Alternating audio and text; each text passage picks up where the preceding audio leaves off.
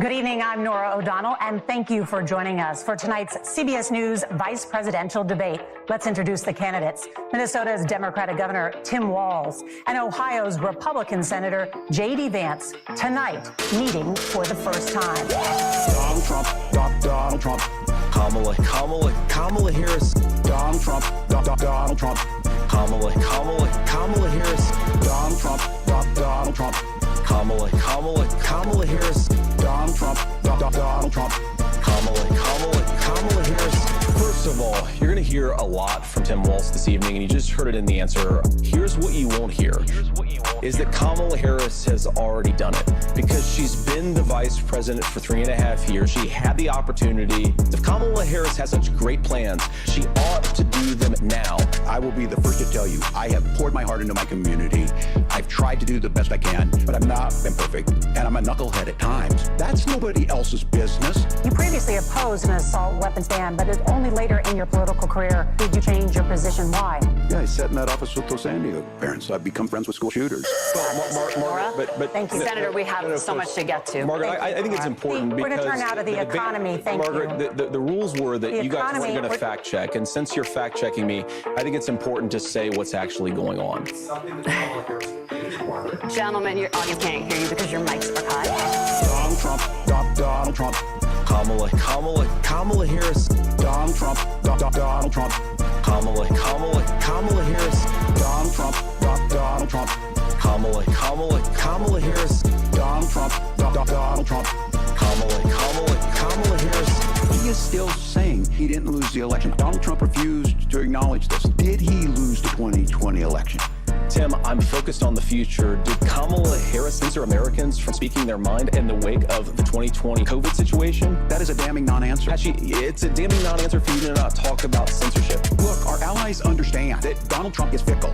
A nearly 80-year-old Donald Trump talking about crowd sizes is not what we need in this moment. I mean, he lost this election and said he didn't. You called your running mate, Donald Trump, unfit for the nation's highest office, and you said he could be America's Hitler. I've also been extremely open about the fact that I was wrong about Donald Trump. Of course, that's not true. And again, you have the facts. I guess we agreed not to fact check. I'll check it. That, look, crossings are down compared to when Donald Trump left office. The rules were that you guys weren't going to fact check. And since you're fact checking me, I think it's important to say what's actually going on. Gentlemen, your audience can't hear you because your mics are hot. Donald Trump, Donald Trump. Kamala Harris. Donald Trump, Donald Trump. Kamala Harris. Donald Trump, Donald Trump. Kamala Harris. Donald Trump, Donald Trump. Kamala Harris. Now, please welcome the 46th President of the United States, Joe Biden.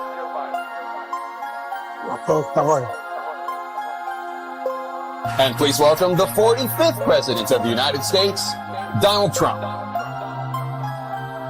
Well, it's about time. Here's the deal, number one. But here's the deal, number two. We finally beat Medicare. Was ready to beat Medicare, beat it to death. Number three. In addition to that, we find that the impact on the. But here's the deal. I really don't know what he said. How many billions of dollars do you owe a civil penalty for molesting a woman in public, for having sex with a porn star while your wife was pregnant? You have the morals of an alley cat. I didn't have sex with a porn star. He basically went after his political opponent because he thought it was going to damage me. But when the public found out about these cases, my poll numbers went way up. He's exaggerating, he's lying. My poll numbers went way up. That is simply not true. My poll numbers went way up. He just doesn't know what he's talking about. Never heard so much more like this. Here's the deal, number one. But here's the deal, number two. We finally beat Medicare. Was ready to beat Medicare, beat it to death. Number three. In addition to that, we find that the impact on the. But here's the deal. I really don't know what he said. He's the worst president in history by far, and everybody knows it. That is simply not true. It's just ridiculous. Period. Once again, he's exaggerating. He's lying. Every single thing he said is a lie. They think we're stupid? They think we're very stupid people. The whole world is blowing up under him. On January 6th, we're respected all over the world. All over the world, we're respected. And then he comes in, and we're now laughed at. We're like a bunch of stupid people. Number one. ability for the. Here's the deal. Number 2, we finally beat Medicare. Was ready to beat Medicare, beat it to death. Number 3, in addition to that, we find that the impact on the. Here's the deal. I really don't know what he said. But by the way, I told you before, I'm happy to play golf. You carry your own bag. Think you can do it? Just won 2 club championships, not even senior. 2 regular club championships. To do that, you have to be quite smart, and you have to be able to hit the ball a long way. And I do it. He doesn't do it. He can't hit a ball 50 yards. He challenged me to a golf match. He can't hit a ball 50 yards. But I have, I've seen you swing. I know you swing. Let's not act like children. President Trump, we're going to... Let's not act like children. Number 1, the ability for the. Here's the deal. Number 2, we finally beat Medicare. Was ready to beat Medicare, beat it to death. Number 3, in addition to that, we find that the impact on the. Here's the deal. I really don't know what he said. You're such a whiner. The idea if you lose again, you accepted anything, you can't stand the loss. Something snapped in you when you lost the last time. And now he says if he loses again, such a whiner that he is, that there could be a bloodbath. You can see he is 6'5" and only 223 pounds. Just take a look at what he says he is and take a look at what he is. Like so many politicians, this man is just a complainer. He said, we want to do this, we want to do that, we want to get rid of this tax, that tax, but he doesn't do anything. Here's the deal. Number 1, the ability for the. Here's the deal. Number 2, we finally beat Medicare. Was ready to beat Medicare, beat it to death. Number 3, in addition to that, we find that the impact on the. Here's the deal. I really don't know what he said.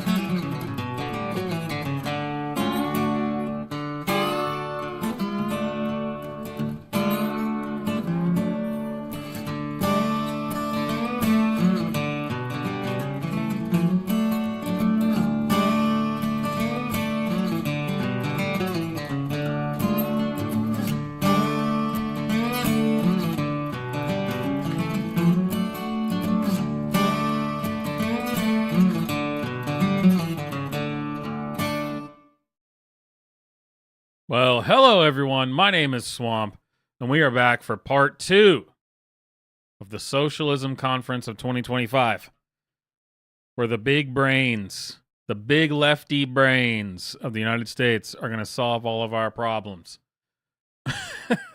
Obviously. Oh,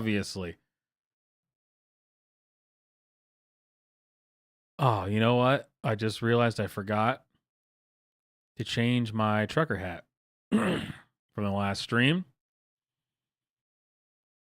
So, I mean, it's Storybook Friends, which, again, if you consider yourself a swampling, Storybook Friends is one of the things that I also make. Bunch of music, art, all that stuff. I was actually working today and got a new video put together, long form video. It's an hour and 45 minutes long, I think. So actually, no, I'll keep the Storybook hat and then just show you guys a quick preview. So if you haven't watched it, any of this stuff, there's another channel for it and all that. You should go check it out. But check this out. It's pretty tight. This is the Storybook Speakeasy, the jazz club.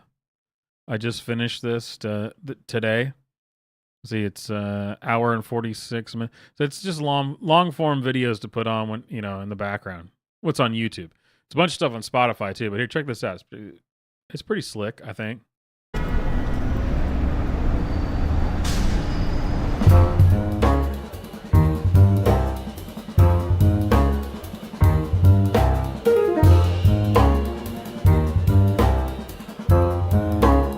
Oh yeah.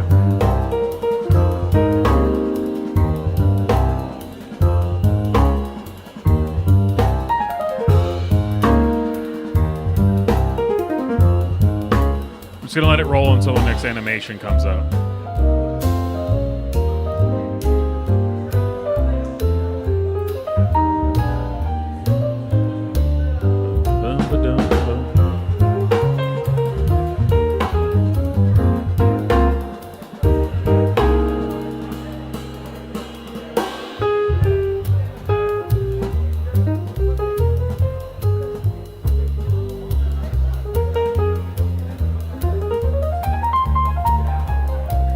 So yeah, there you go.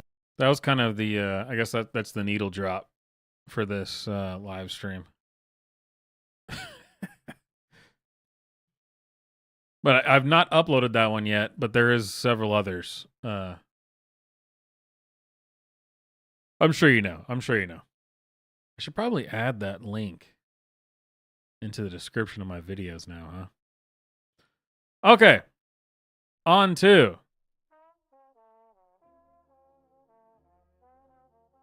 Socialism 2025. And I guess its effects on transgenderism? I don't know. So when I was first looking through this, I could not figure out, is this a trans person? And I know the tranny supporters, they hear that and they go, well, yeah, see, you can't even tell. Now, believe me, that's not a compliment. It is not a compliment. Like if I saw someone playing guitar and they were just playing it horribly, and I said, "Are you even a guitar player?" I'm not really sure. That's not a compliment. But here, let me just really quick full screen, or I'll throw it up on the screen. Just this. I don't know. I honestly can't tell, because I don't know if you've noticed over the years of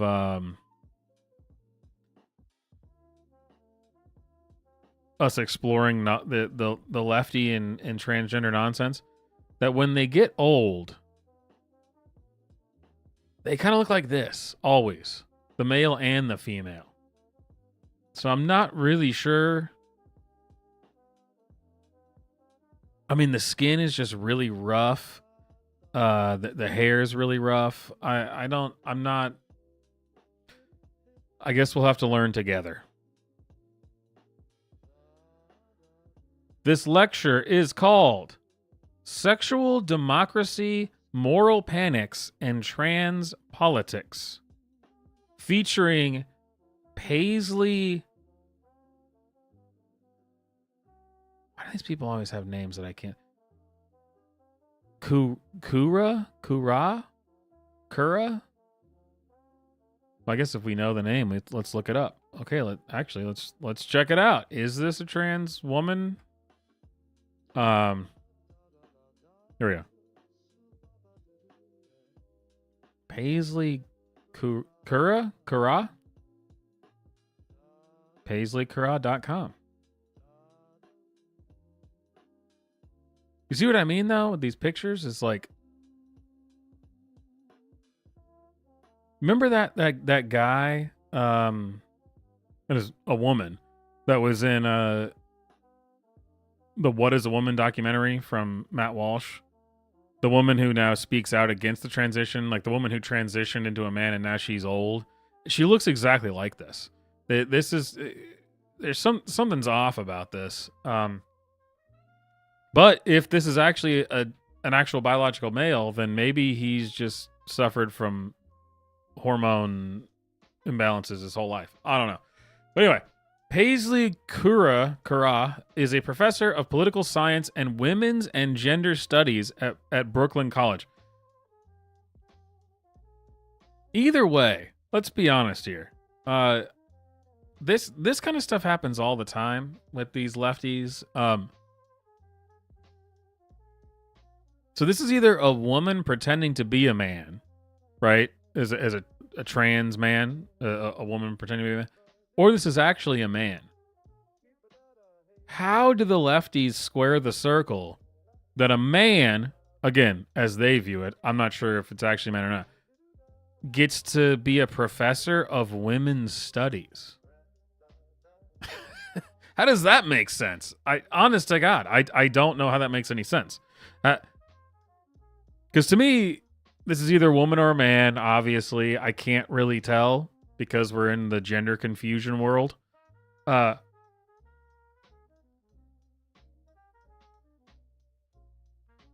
If this is really a man, biologically, then how can he be a women's and gender studies professor? And if this is a woman pretending to be a man, how can she... You get the point. I don't get it. Brooklyn College of Political Science, Women's and Gender Studies and English at the... Wow, this person also teaches English? At the Graduate Center of the City University of New York. In 2024-2025, he is a member of the Institute of Advanced Study Princeton. So basically, you know this guy's a piece of shit. Or this lady is a piece... I don't know which one it is. Kura has written widely on transgender issues. This has to be a tranny, right? This has to be a woman who transitioned to be a man and is now, by the looks of her, 35. A little bit of troon humor for you guys. Such as... Okay, where were we? Kura has written widely on transgender issues, including on topics such as discrimination, sex reclassification, and the transgender rights movement. From 2014 to 2019, he co-edited the leading journal in transgender studies, TSQ Transgender Studies Quarterly. Kura's 2022 book, Sex is as Sex Does... Don't ruin Forrest Gump for me. God, these perverts, man. They gotta ruin freaking everything. Governing Transgender Identity was selected as a finalist for the Association of American Publishers Prose Award in the Government and Politics category. This is horrible. Man. We are about to subject ourselves to something that few human beings have. And that's not even a joke, because these people are not popular. Very few people will get to enjoy what we are about to enjoy. Actually, to that point, how many views does this have? So this is the National Socialism 2025 Conference from July 3rd through the 6th. This was streamed on July 5th, and it has 1,200 views. Honestly, more than I would have expected, but not super impressive.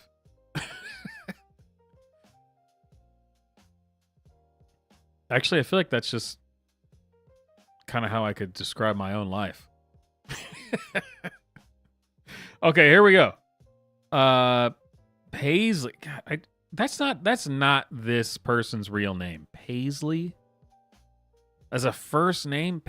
I'm calling BS on that. I mean, there's a lot that I'm calling BS on, but anyway, Paisley Kura on sexual democracy, moral panics, and trans politics. Enjoy. So, anyways, as I said, I'm very excited to be here. I'm not going to give myself an introduction. You can Google. See, the name and how kind of gross the skin is. This might be a woman. Let's try to bump. Oh, it is. It's at the highest resolution. Right? This is how a lot of the old trannies end up, especially the women. me.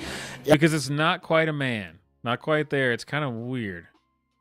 On the first page of Google results, you'll see that I'm a hated professor on Turning Point USA, but I'm sort of proud of that because it says I'm for transgender people, abortion, LGBT rights, and socialism. So they're not. You know, I get called out, or I have in my life, obviously not all the time, but I have in my life been called out when I've said, oh, what if you're some kind of LGBT?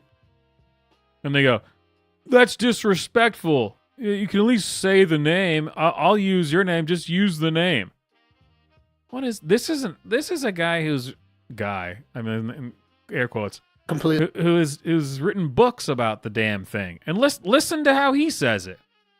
But I'm sort of proud of that because it says I'm for transgender people, Where is it? Here we go. abortion, LGBT rights. It's like when what was the transgender prime minister of Canada? What was it? Trudeau. Right. It was Trudeau. He did that same kind of thing where there was like several different press conferences where he was supposed to be talking about, and it's even worse in Canada. At least here it's just LGBTQ plus. In Canada it's what is it? 2S LGB. What was it? 2S LG. I'm just gonna Google it. 2S. It's like trying to remember a Wi-Fi password, right? And I'm not the first one to make that joke, but 2S LGBTQIA. Google doesn't even have the rest of it. There's more to it. But so like, in Canada, so at least all we have is LGBTQ. And even this tranny can't get it right. He says LGBTQ. Which again, I would get in trouble for doing. And in Canada, they got the 2S LGBT. Oh, this is what I was saying. It's 2 Qs. So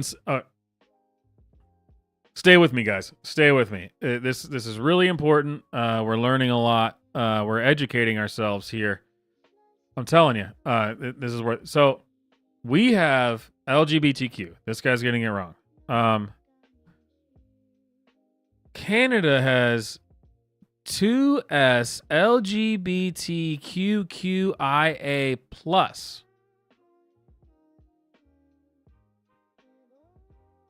For years, when I brought stuff like this up, people will accuse me of making it up. I'm not making it up. There it is. I'm not making it up. What does it say about your movement when you're so retarded that when somebody who's normal tells another person who's normal about it, they say, shut up, Swamp, you're retarded. That's not real. Classic. Anyway, okay. Just wanted to point that out because this guy's speaking at the damn conference. And when I get one letter wrong, I get reamed by retards. This dude's just, he's mumble mouthing it. Socialism, transgender people, abortion, LGBT rights, socialism. So they're not completely off. So, what did you say, Mushmouth? What is it, Mushmouth? What do you want, Mushmouth? I teach at the City University of New York at Brooklyn College, and I have done for the last 30 years. So I'm looking forward to giving this talk and then also having a discussion in terms of like strategies and trans politics. So the discussion part is always the most interesting part to me. So if there's at any moment I'm going too fast or there's anything else going on, please let me know. And I guess I'm going to make myself a little vulnerable, but I've never been able to succinctly explain what I'm about to say, but I know for a fact I've brought it up many times on streams and videos. Okay? Listen. Let's roll it back. please let me know. That one right there. It's all right. I can be interrupted for a super chat, of course. What's up, Mothman? Of course, they're always teachers every single time. That's the thing is, why would anybody send their kids to school? I even see still to this day people that I know that are like, yeah, we know it's bad, but we got to pay to get our kid through college. What? That's like saying, I know it's bad for my kid to be huffing paint all day, but I got to pay for the paint. It's just the way it is. All right, Super Chat Jukebox. Let's go. That woman number one is ugly. Imagine how bad she smells, man. Love it. I still haven't actually learned how to play that song, and I've been saying it for years that I need to learn how to play that song.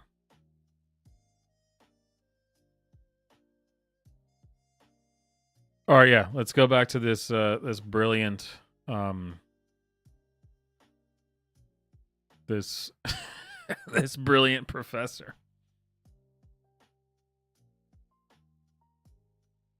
All right, there we go. Man, kind of messed. All right, here we go. No, and now. Oh yeah, but before I was sidetracked by the glorious super chat. Thank you again. I've rambled about this before. You fast, or there's anything else going on? Please let me. That one. What is that? I've talked about this on TikTok Tuesdays, on Tomfoolery Tuesdays, on streams, on videos. This is a unique leftist thing. Any moment I'm going too fast, or there's anything else going on, please let me know. That tongue click, teeth suck thing.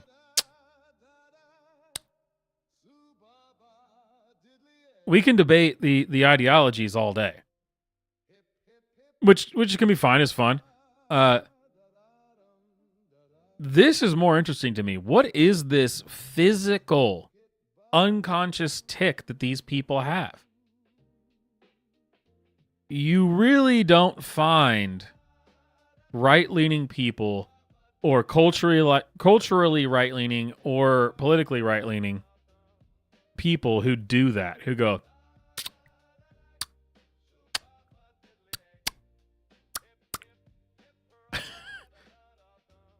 I don't understand this. It's so consistent that there has to be a pathology behind it. My kind of running theory is that it's an arrogance thing,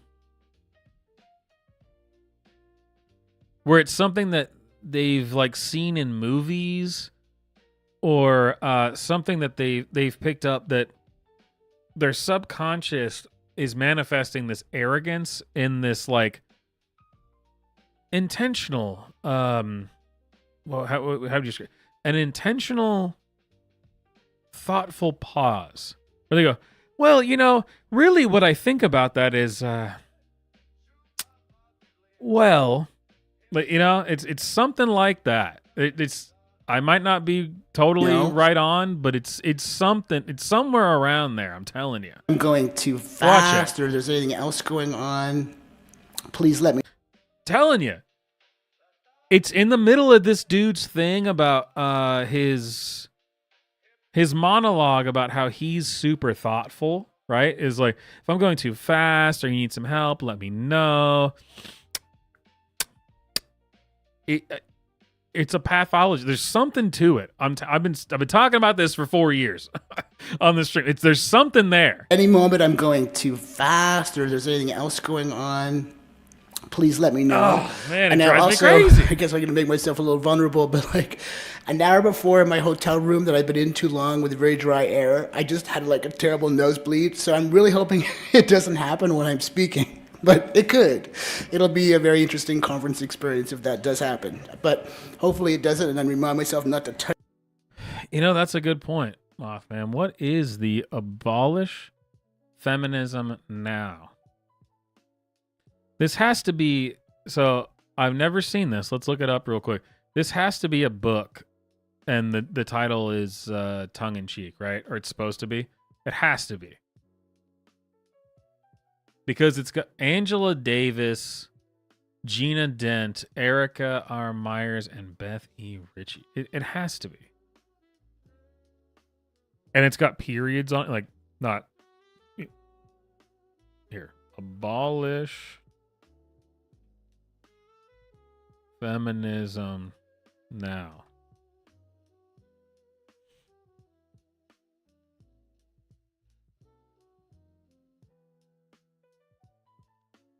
Yeah, that's what it is. It's supposed to be.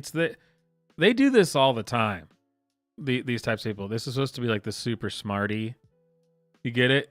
It says abolish feminism now, but really we're about to teach you about it. Here. Abolish Feminism Now, a book.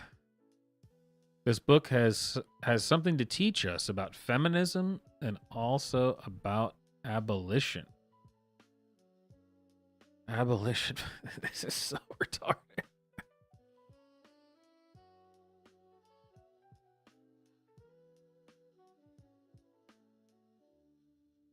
Hey, Haymarket Books, the one that's putting on the Socialism Conference, is selling it.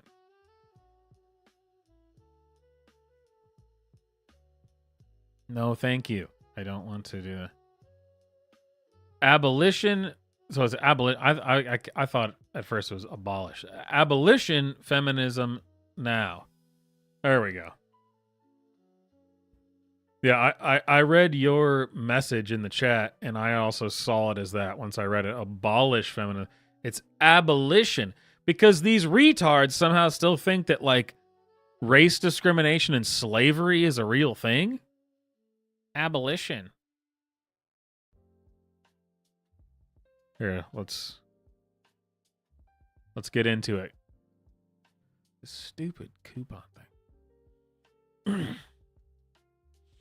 In this remarkable collaborative book, leading scholar activist Angela Y. Davis, a bunch of retards, surface the often unrecognized genealogies of queer oh my God, it's already so brutal. Queer, anti-capitalist, internationalist, grassroots, and women of color-led feminist movements, struggles, and organizations that have helped to define abolition and feminism. Oh my God. This path-breaking book also features illustrations documenting the work of grassroots organizers embodying abolitionist feminist practice. It's really hard to believe, even after all these years, it's really hard to believe these people are real. And I just want you to know, when it says it has illustrations of abolition movements, I want you to, this is the illustrations that we're talking about. Sorry, got to do some quick research. Here we go. This is the illustrations that they're talking about.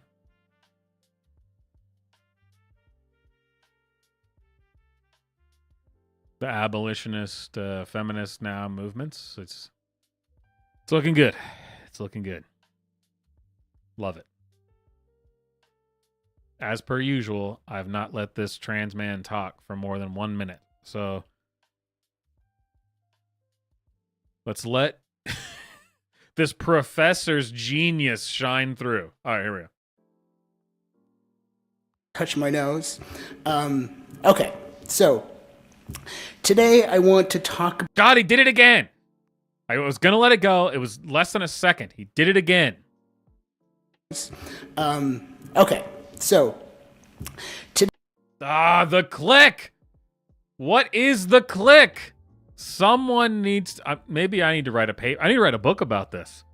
Abolition tongue clicking now. I don't know. Today I want to talk about the targeting of transgender people by the right, focusing on state and federal policies. I'm going to begin by describing them and talking about the really unprecedented levels of animus directed at trans and non-binary people. Then I'm going to turn to the... There can be no such thing as unprecedented animus towards non-binary people, because non-binary people didn't exist 5 years ago. We are setting the precedent right now. We are setting the precedent of discrimination, bigotry, and hatred towards non-binary people right now. Our grandchildren will learn of our precedent-setting bigotry towards non-binaries. Trans is a little bit longer. It's still not unprecedented, unless somehow he thinks that what's going on now is worse for them than what the Nazis were doing. Because even though the transgender thing has evolved and become more mainstream, there's a lot of books burned and institutes shut down about stupid sex change pervert nonsense. So there's a lot going on just in that one little statement. We should be proud that we are setting the precedent of hatred against non-binaries now, that our grandchildren will look back on and hopefully themselves have to make unprecedented, like they'll have to become the unprecedented ones. And then he thinks that we're worse than the Nazis, who were literally burning down these clinics and killing people. So is it a compliment? Is he ignorant? I honestly I don't know. I don't know where what do I do with that? It's retarded. That's all I know. It's retarded. This question of sexual democracy and the battle over definition. God, he did it again. And this is the first time he said sexual democracy. I'm so confused. Did he explain sexual democracy? Have I been rambling too much? Levels of animus directed at trans and non-binary people. Then I'm going to turn to this question of sexual democracy and the battle over definitions. What does it mean when elected legislators are voting for particular definitions of sex, with some folks voting to strike the word gender completely from the lexicon of governing? Finally, I'll move from discussions about what is sex to discussions of what is sex for. I'd like to shift our thinking a little, moving the focus from the targeted attacks on... Why is this guy out of breath? I have so many... This is the problem. Let's just say, for the sake of argument, that these crazy weirdos had the answers to everything. Like they were super ultra geniuses, and they were just, everything was great. Then why are you so gross and weird? I mean, honestly, we're not going to be able to get past the physical inadequacies. This guy's out of breath standing up giving a speech. And then he keeps doing this weird click thing. And he's fat and out of breath. And presumably transsexual. Let's just say that this guy is about to give us the greatest piece of knowledge that any human being has ever. He's the smartest person ever. He has a direct pipeline to the truth of the universe.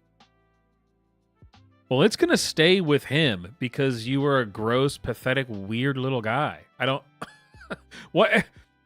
Zero effort was made to not be gross and weird and stupid. I can't respect you if there's just zero effort, like none at all. I'm a fat, disabled trans person. Listen to me. Yeah, not even gonna happen. not even close. Trans people and debates over definition to the work that sex does for states. Sorry, and as you'll see in my talking today, like there's sex and gender. For a second, I thought for a second there, I had hope that that was the buzzer, that somebody at the conference just buzzed him off stage. For a second, it's like, we just heard you talk about sexual democracy and blah, blah, blah. And then they did this. As for states. Goodbye. You are no longer allowed here. Sorry.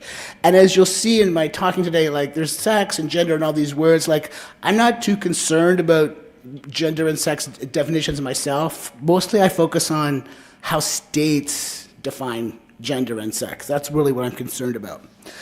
So when I'm using the word sex, I don't mean to use the word... Dude, these people. This is what we're here for. You know, if this was still just some random fringe, a half of a percent of the population that, like, you know, that you would never see as no power, like no one's ever, and like someone tells you that a friend of a friend knew a guy whose brother's cousin was, you know, he thought that that genders were instituted by the state. You know, if that's the kind of world we're living in, I wouldn't give these people the time of day. I wouldn't listen to them. This guy's a college professor, and we've just lived through the last 15 to 20 years of this stuff taking over media, government, institutions, science, colleges, everything. And this guy just said he's not concerned about the definitions of the words sex or gender as they are. He's worried about how the state defines them. What the fuck did I just listen to? What?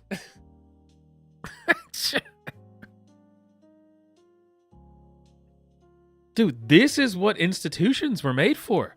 This, lock them up. What the? Please take it away, Professor Paisley. Dear God. Sex, like, oh, sex is biological and gender is social. I'm just using it because it's the most common word in a lot of this legislation I talk about.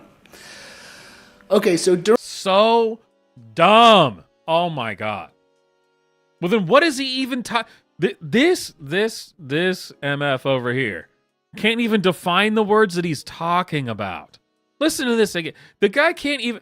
If I was to tell you, hey, I'm about to give you my opinion on men's roles and women's roles in society, I could define all of those words for you and explain to you what I'm about to tell you. Men, biological sex, males. Women, biological sex, females. Society, being where you live and the culture that has been built around where you live, where you are geographically from, and your racial and national identity. Roles. How you fit into that. Right? Then this guy just comes out and says, I don't even know what any of these words mean. Let's continue talking about them. Let's hear it one more time. And what a great freeze frame, by the way. I just noticed that. I don't mean to use the word sex like, oh, about. Here we are. Let's do one more time. How states define gender and sex. That's really what I'm concerned about. So when I'm using the word sex, I don't mean to use the word sex like, oh, sex is biological and gender is social. I'm just using it because it's the most common word in a lot of this legislation I talk about. Okay, so during the first... Why? Why is it the most... I mean, this is the kind of crap that these stupid professors do. This is the kind of language. Okay, if this is the kind of language being used that you're going to talk about, then, and stay with me here, Harvard professor, or was it Columbia, whatever, then the word has a meaning, you absolute retard. Good God. If these are the words that you're about to talk about and are used most commonly in the legislation that you're about to talk about, that means the words have a definition. You absolute moron. This guy. Look at this guy. This fucking guy. This fucking guy over here.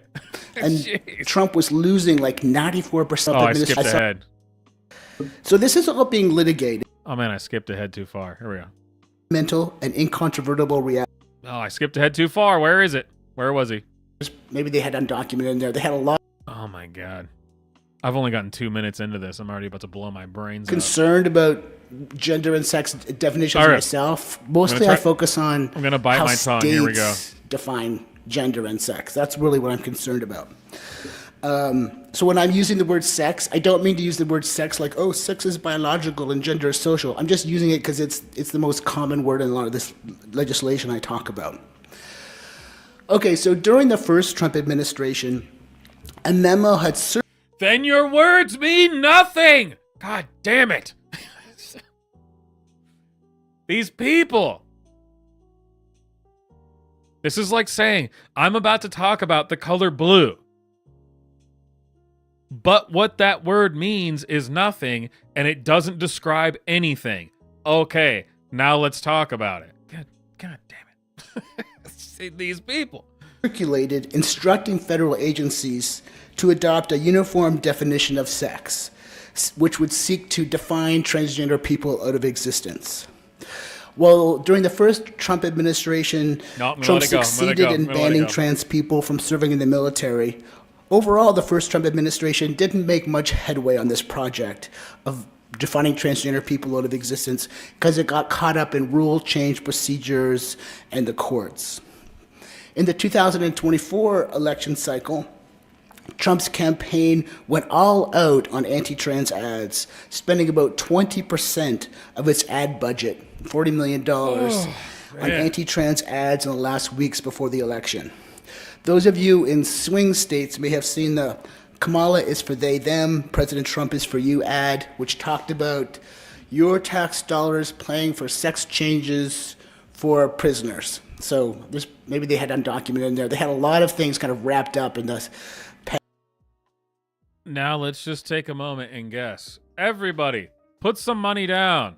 Super chat, if you will. Your guess.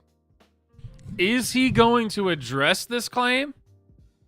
Because it's 100% true, by the way. 100% true that Kamala Harris and other leftists were for giving fully taxpayer-funded transgender surgeries to illegals incarcerated in federal prison. That's a real thing. That's why it was so effective. It's because that's a real thing. And again, it sounds fake because anyone who's old enough to remember the 2024 election, there was all these instances on MSNBC and CNN where they'd bring it up and they'd be like, that's stupid. Why is Trump making that up? And then they'd have to have somebody on the panel who goes, actually, that's true. Kamala Harris did say that. And they went, what? She really did? So what do you think? What's the over-under here? He's bringing it up flippantly. You know, he's making a joke, right? He's making a joke out of it. Oh, is Kamala Harris is for they, them, and made some joke and talked about transgender surgeries for illegals or something. Is that going to be it? Is he just going to hand wave it off with that? Or is he going to acknowledge that that was a real thing? And that's why it was so effective. I swear, I think I know which one's going to happen. But let's find out. Let's find out together. Handing over transgender people. Trump himself recognized the power of stirring up animosity. Oh, well, there you go. Wow, that was quick. He did not address it at all. He brought it up, hand waved it away, and moved on to something else. Fantastic. What a great transition. Maybe they had undocumented in there. They had a lot of things kind of wrapped up in this handing over transgender people. Trump himself. No, I wanted to roll it back to where he was talking about that. You in swing states may have There we seen go. the Kamala is for they, them, President Trump is for you ad, which talked about your tax dollars paying for sex changes for prisoners. So this, maybe they had undocumented in there. They had a lot of things kind of wrapped up in this panic. Implying that it was not true, right? Over transgender people. Something about who knows? Trump himself recognized just the moves power on. of stirring up Just animosity moves towards on. transgender people. Just moves on. That was real. You fat trans bastard. That was a real thing, and people didn't like it. But here we are.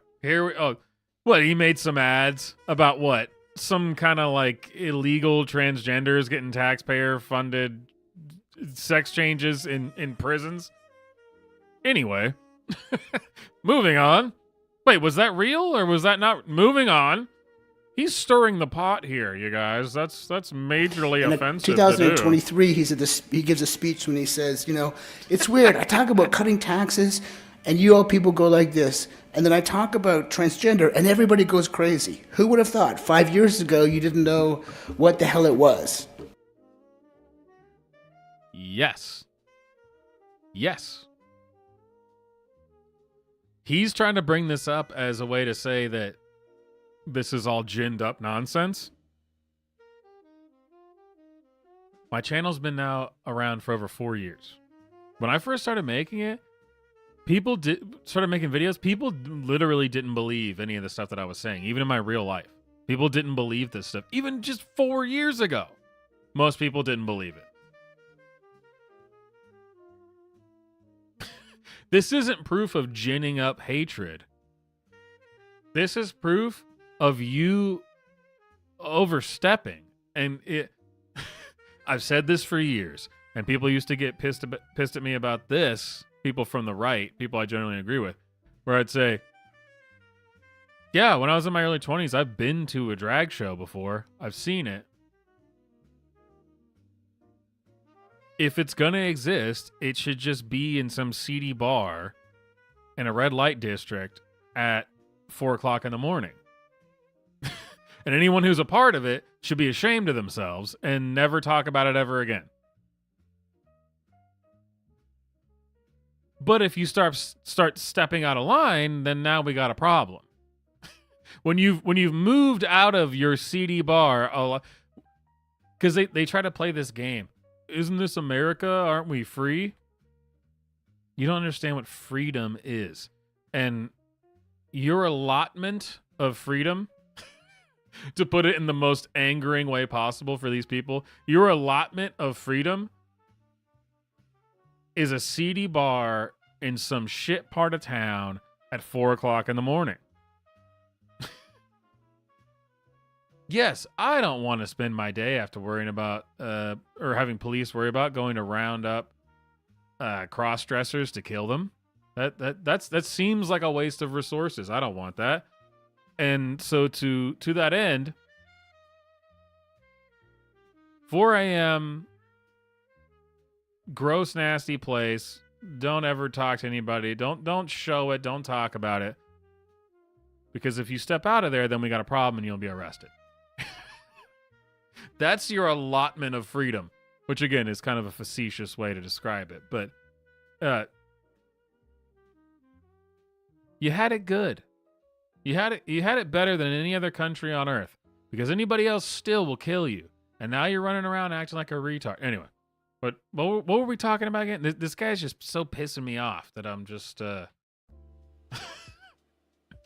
I'm going down some rabbit holes.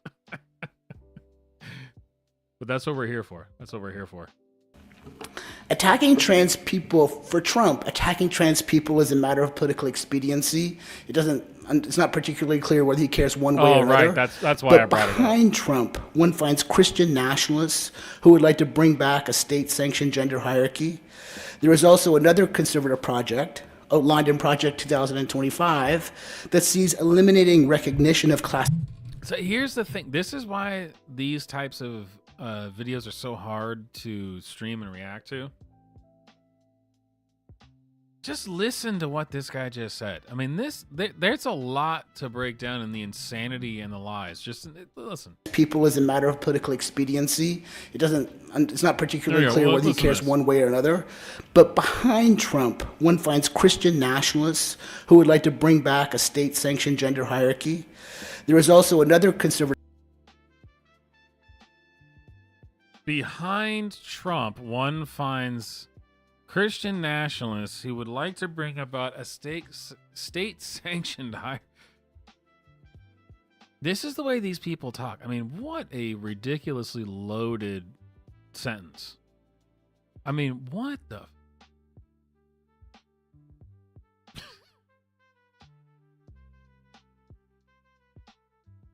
So this guy just earlier, less than 2 minutes ago, because we've only made it 4.5 minutes into this, said, we are seeing unprecedented levels of animus, bigotry towards non-binaries and trannies. And then he's sitting here talking about how there's this cabal of Christian nationalists behind Trump. And Trump doesn't care either way, he says. Trump doesn't really care either way.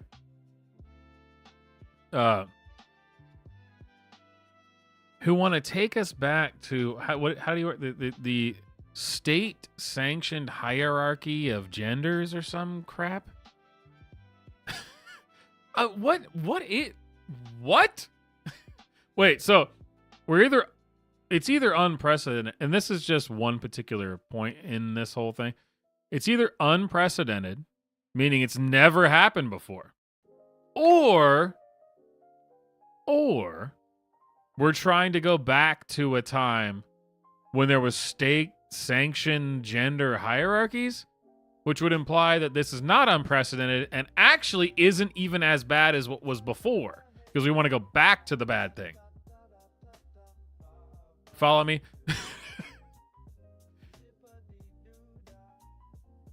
This guy's going to make me take this 1911 off the wall and just end it right now. I mean, dude, this... And like I said before, I'm still kind of pretty convinced that this is actually a woman who transitioned around like 22 years old and is now 35.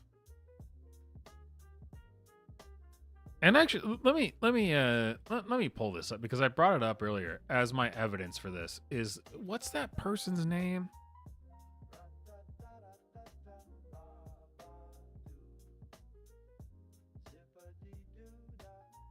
I swear. It was that person. Scott Nugent. That's it. That's what I was looking for. Scott Nugent.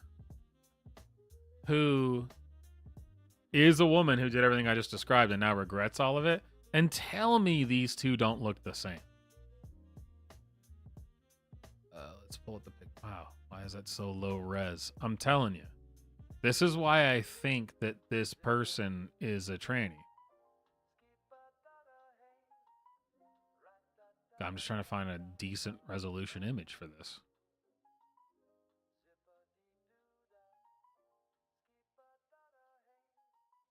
How are all these images from like...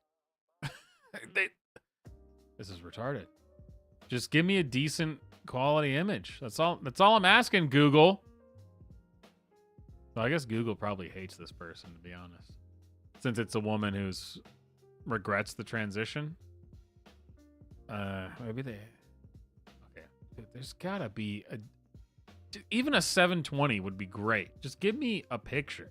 Oh, good God.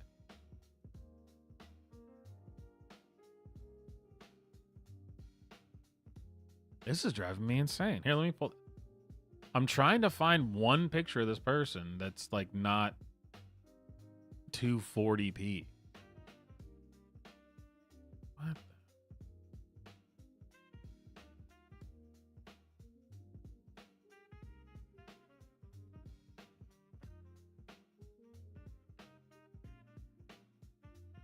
Well, this is the person I'm talking about, and this is the person that is talking about transgender weird and has the same vocal fry of Don't they look the same? I'm telling you, this is a tranny pretending to be a man. It has to be. How are there no decent quality pictures of this person? This is driving me insane.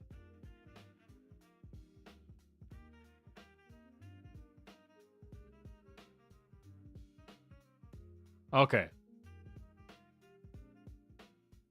Well, this is supposed to be a good quality, but it's not. But you can, at least that's enough, right? You can see what I'm talking about. So this is actually a biological woman who transitioned in like her mid-20s or something and is now in her late 30s. And this is what she looks like. And has that bad vocal fry where like the voice is a little bit too high for a man, but there's that there's that little crunchiness to it. That, what the hell? Let's see if I can pull up that. I'm telling you, this has to be a trans person.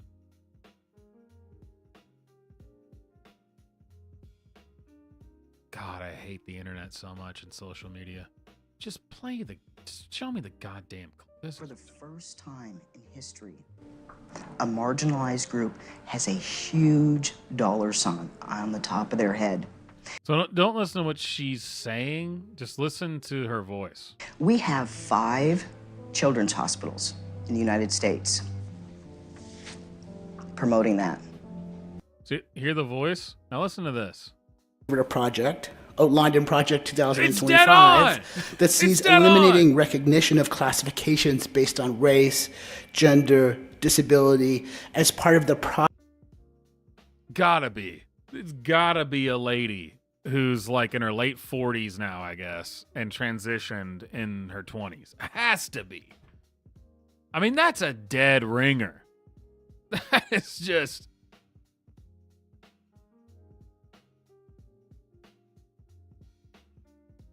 Come on. What? That's a phalloplasty. That's a bottom surgery. We have 5 children's hospitals in the United States telling girls. Listen to that voice. It's gotta be, dude. This is actually a woman who transitioned to a man who now regrets it and knows that it was wrong. And this project of dismantling the administrative state. It's identical. And I'll come back to that later. So it is identical. It's just absolutely identical. And once again, there's the...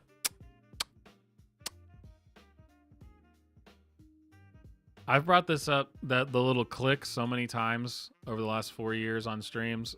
If you guys don't notice it, now you will, and it's going to irritate you every time you listen to a leftist talk, every single time. Project 2025 that sees eliminating recognition of classification. All right, let's go back. Was attacking trans people for Trump. Attacking trans people is a matter of political expediency. It's not particularly clear whether he cares one way or another. But behind Trump, one finds Christian nationalists who would like to bring back a state-sanctioned gender hierarchy.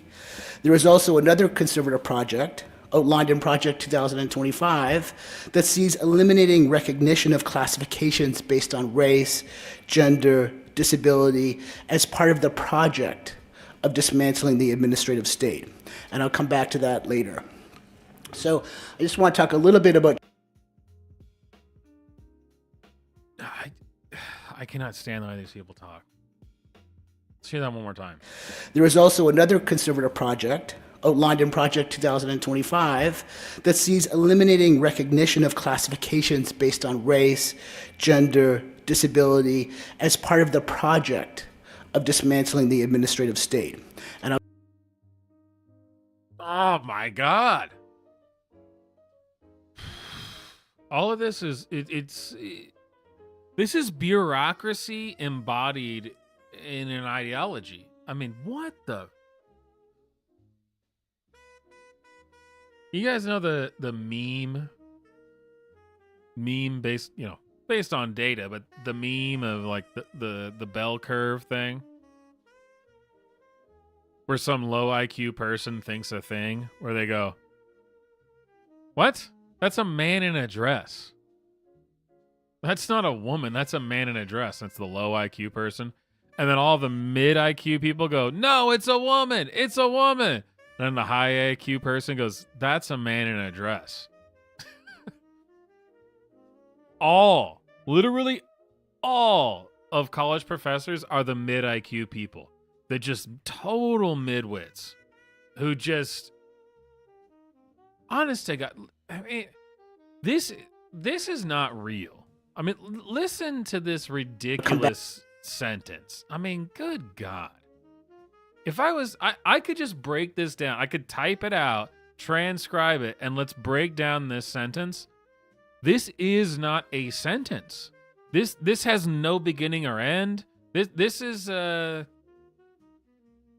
what's the word? This is a labyrinth of a sentence. There is no beginning or end or meaning. Listen to this. Really clear whether he cares one way or another. But behind Trump, one finds Christian nationalists who would like to bring back a state-sanctioned gender hierarchy. There is also another conservative project, outlined in Project 2025, that sees eliminating recognition of classifications based on race, gender, disability as part of the project of dismantling the administrative state. And I'll come back to that later. So that is the most nonsensical thing that I've ever heard in my life. That means nothing. None of that is all gibberish. And you're right, Mothman. This always happens. You know, it takes a while. All right, again, I'll try to let it roll. I just want to talk a little bit about Trump's executive order defending women. It was called Defending Women from Gender Ideology Extremism and Restoring Biological Truth to the Federal Government. That order declares that sex is binary and immutable, grounded in fundamental and incontrovertible reality. Female, according to this executive order, means a person belonging at conception to the sex that produces the large reproductive cell. Males belong at conception to the sex that produces a small one. This definition is like nonsensical because there are no distinguishable reproductive. I didn't skip it. Whoa, they edited this. What? Males belong at conception to the sex that produces a small one. This definition is like nonsensical because there are no. Yeah, what is that? I didn't skip it. If there's one thing that's not on these people's side, it's biology. I don't know, Mothman. I'll probably go, the same as last time. I'll probably go for about 2.5, 3 hours. Which of course means that we might just get through about half of this.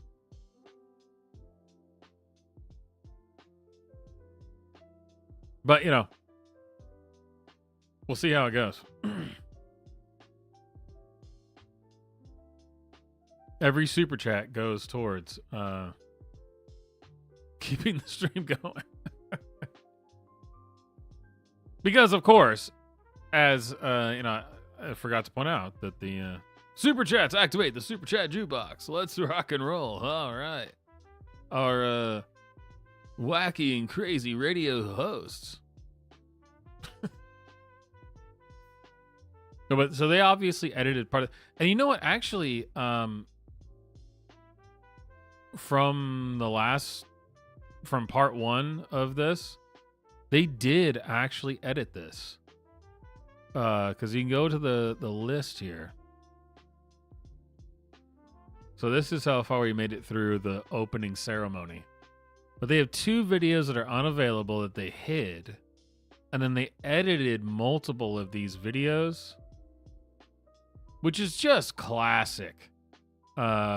Socialist, progressive, whatever you want to call it in the U.S. Just general retard in the U.S. is they go back and edit the things out. It's like I said about the CNN and MSNBC and ABC and all these people were saying, Trump made a video about how Kamala was she wants to give taxpayer-funded gender transitions to illegals in prison. And they laughed about it and said, well, that's insane. Clearly she wouldn't do that. And then when they found out she did do it, they just edited it out and decided to stop talking about it. and try to again pretend like he was the crazy one. And you're like, what? Yeah, they actually took off 2 videos off of this from the Socialism conference, and they actually edited these videos down because that first video was about 40 minutes missing from that video. I know that for a fact because when we started streaming it, you can go back to part 1.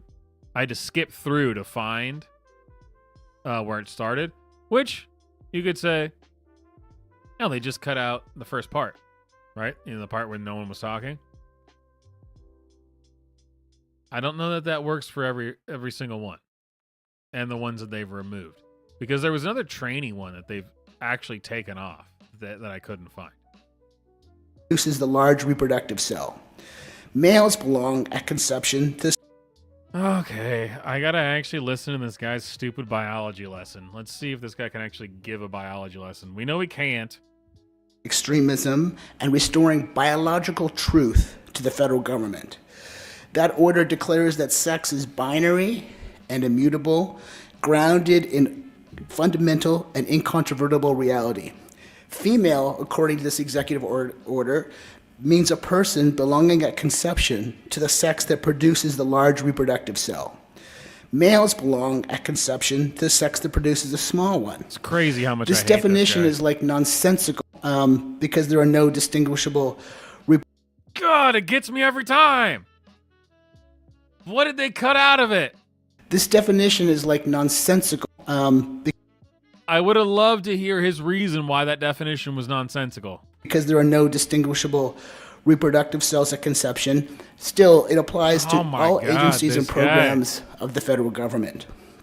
So as a result of this executive order, we've seen many, many policy reversals. The administration is leveraging federal power to prohibit trans girls and women from participating in sports, try to transfer trans women prisoners to men's prisons, this is at the federal level, ban trans people from serving in the military, reverted to putting sex at birth on federally issued identity documents, most prominently the passport, and began requiring federal employees to use the bathrooms assigned with their birth sex, among other things. Gender was replaced with sex on federal government forms and web pages, and references to trans people from federal websites. So obviously, I could keep getting caught up in the weeds here and explaining all the things that are stupid about this, which you guys already know. I don't need to keep doing that. The one thing I do think is interesting here is the last thing he said. All right, watch this. Federal government forms and web pages, and references to trans people from federal websites, including the National Park Services page about Stonewall. If you go there now, you see LGBT people and gay people. Where is it? Gender was replaced with sex on federal government forms and that part. Gender was replaced with sex on government forms. Here, listen to this again. Watch this. The passport, and began requiring federal employees to use the bathrooms assigned with their birth sex, among other things. Gender was replaced with sex on federal government forms and web pages. So, this is how these people operate. They've created this false reality that this is... It's redundant to say a false reality doesn't exist, but it's this false reality. And now they're saying gender is being replaced with sex. This is a big shift, he's claiming, right? This is like a major change here. The government is changing gender to sex, implying as if like gender was always understood to be what they think it is, which is this nonsensical word that like I said earlier about we're going to talk about the color blue, but the word blue doesn't mean anything, and the word color doesn't mean anything, so what we're going to discuss means nothing. So anyway, let's talk about the color blue. Yeah, the word gender was on all these things because it meant sex. That was the colloquial understanding of the term. You changed it. Now we have to actually explain to you morons that gender... We have to explain the history of what the word gender is. Where you go, okay, gender is a word that was created for several different reasons, but largely having to do with language and how different words are categorized. But when it was used in reference to, it was interchangeable with sex on documents. This guy's implying that gender was always known as this amorphous thing that was not tied to a physical person. But we all know that's not true. Because up until about 15 years ago, everybody on the face of the earth knew that a government document that asked for your gender, it was asking for sex. And it didn't even happen that often. Let's be honest. Most of the time it said sex.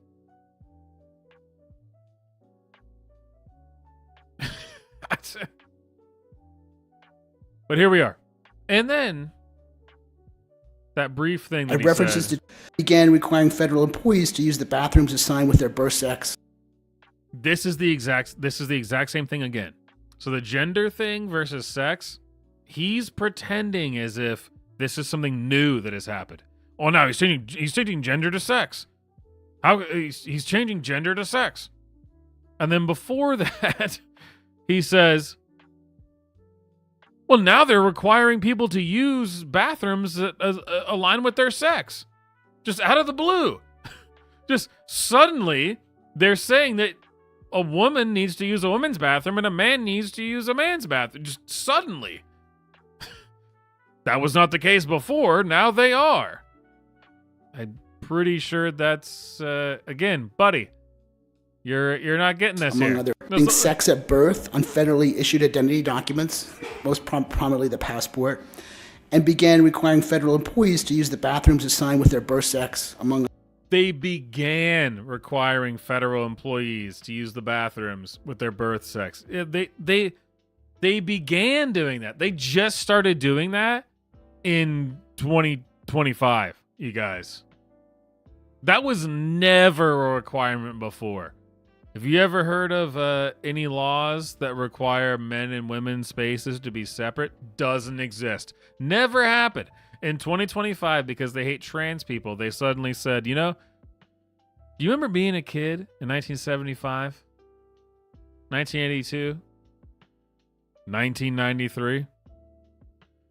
And there was like clear sexes and genders and boys had a boys' bathroom and girls had a girls' bathroom. That never happened. Actually, that all started with the Trump administration. The Trump administration started requiring that people used bathrooms that had suddenly arbitrarily been assigned to sexes and then superimposed over genders. Man. This is like the Terminator movie. This is the end of day. This is I don't know. Pick your poison. I mean, is it the Matrix? Is it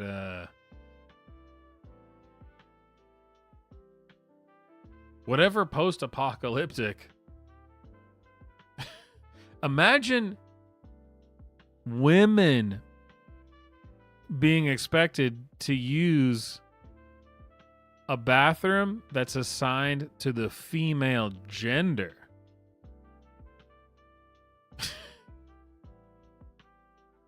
I know your head just exploded trying to think about that. A woman now being mandated by the state to use a restroom assigned to the gender of a female. I mean, This is hey, you know, when I was a kid in the early 90s, we never had that happen. That's crazy, my dude. That is crazy. But when I was a kid, it was non-gendered amorphous blobs that just rolled around and peed themselves. And now, ready? Other things. Here, now It began requiring federal employees to use the bathrooms assigned with their birth sex. And now we require federal employees to use the bathrooms assigned with their birth sex. That is crazy, dude. That is crazy. Among other things. Gender was replaced with sex on federal government forms and web pages. Crazy. And references to trans people from federal websites, including the National Park Service's page about Stonewall. If you go there now, you see LGBT people and gay people were removed. Agencies have interpreted the directive to end funding for programs that inculcate gender ideology very broadly. So some organizations have done some FOIA requests on this and found some interesting stuff. So, for example, as a result of the Defending Women executive order, these... Ladies and gentlemen, I now ask you, do you think, as we did earlier, place your bets now, will this be interesting? Through FOIA, through Freedom of Information Act requests, we have found out some really interesting things, some super interesting things about this. Obviously, he's implying that this is like a James O'Keefe, like, undercover. We discovered the hidden agenda. Do you think this is really going to be interesting? I'm skeptical. I am skeptical. Secret Service eliminated all kind of contact or programming with this organization called Women in Law Enforcement. Like that does not seem like a group that is going to be, inculcating radical gender ideology. The Bureau of Engraving and Manufacturing ended its association with the radical woke gender group called Women in Manufacturing. So, like, as you can see, I don't even understand what this has to do with okay. What does this have to do with FOIA? All kind of contact or programming with this organization. He said that this was interesting. Defending Women executive order, the Secret Service eliminated all kind of contact or programming with this organization called Women in Law Enforcement. Like that. Okay, I didn't go back far enough. Gender ideology very broadly. So some organizations have done some FOIA requests on this and found some interesting stuff. So, for example, as a result of the Defending Women executive order, the Secret Service eliminated all kind of contact or programming with this organization called Women in Law Enforcement. Like that does not seem like a group that is going to be, inculcating radical gender ideology. The Bureau of Engraving and Manufacturing ended its association with the radical woke gender group called Women in Manufacturing. So, like, as you can see, again, like I said, why? Let's stop the presses. FOIA, let's figure this out. This guy just described publicly available information. And you don't need a FOIA request to find out publicly available information. And everything he just said sounds probably like a solid choice. And they're not hidden. These were not hidden decisions. They said, yeah, we're not going to do this anymore. If you told me, hey, Swamp, you're in charge now of let's figure out how we're gonna use these funds, the taxpayer dollars. How are we gonna do this? And somebody came to me and said, well, here's this organization. It's called Women in Law Enforcement. Well, I'm immediately skeptical and going, what do they do? Tell me about it. Yeah. Well, what they're dedicated to, and we've been giving them millions of dollars over the last 10 years.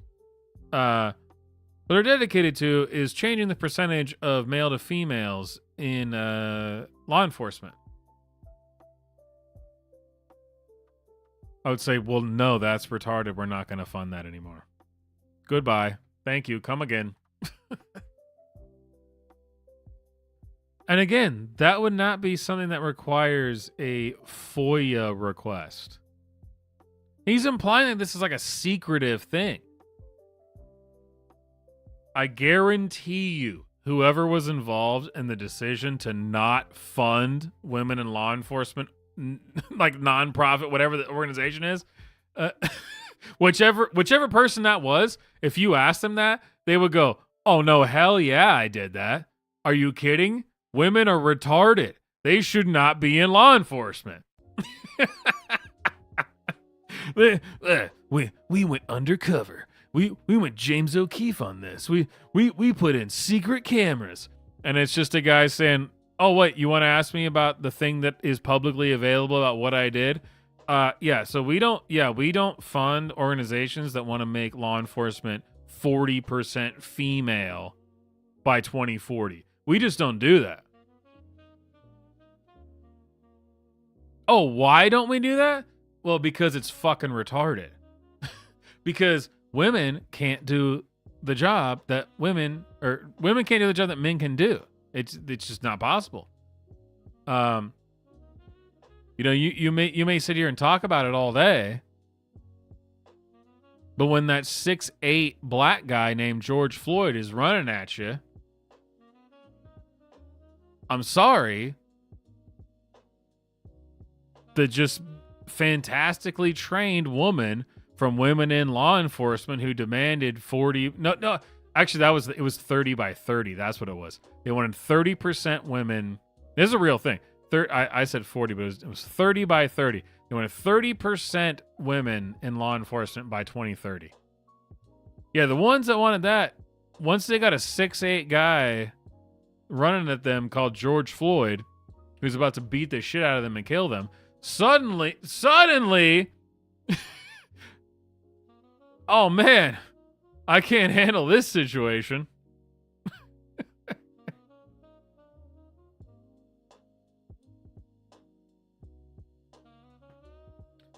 I can only get about 7 minutes in every hour. So I'm sorry. That's what you signed up for. Fine. I was about to go on another tangent, but just let it roll. All these agencies, which were given like 2 days to respond to how they were going to end all these programs, just reached out to anything targeting gender. So this is all being litigated, and there has been some wins, but ultimately all these cases will be disposed of in the Supreme Court, which has sort of decided that it can do whatever it wants. Recently, I saw an initial study of challenges to Trump administration proposals on everything, and Trump was losing like 94% of the time in lower courts and winning 94% of the time in the Supreme Court. So courts are not going to. This is a great litmus test for if anybody in your life. Show them this and see how they react to it. So, Supreme Court has shut down most of this stuff now. And as this supposed male has just said, something like 90% of these lower courts have decided to go against Trump and blah, blah, blah. Which, by the way, before you get into that, ask this person, in your life, person X, ask them, do you think it's okay to prosecute the lawyers of a former president? Because that's a weird one, right? I mean, that's a very weird thing to do. If you want to go after the president, I guess. But the lawyers? That used to be the thing called, well, we don't do that here in the U.S. until all these faggots came in here. But anyway, so This fucking guy. This guy. He's using as proof. You guys remember COVID? I'm not sure if you ever heard of COVID. If you're familiar with their singles, it's a great band. COVID, good band. They basically shut down the whole United States with their great hits. It was like a super group, great bands, you know. That's the logic he's using right now.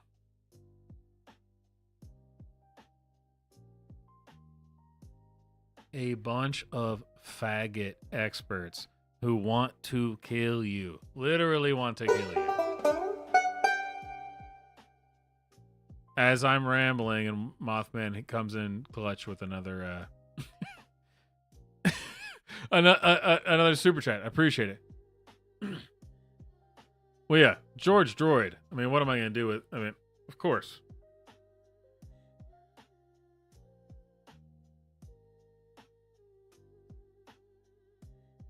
Super chat jukebox. The press has become so dishonest.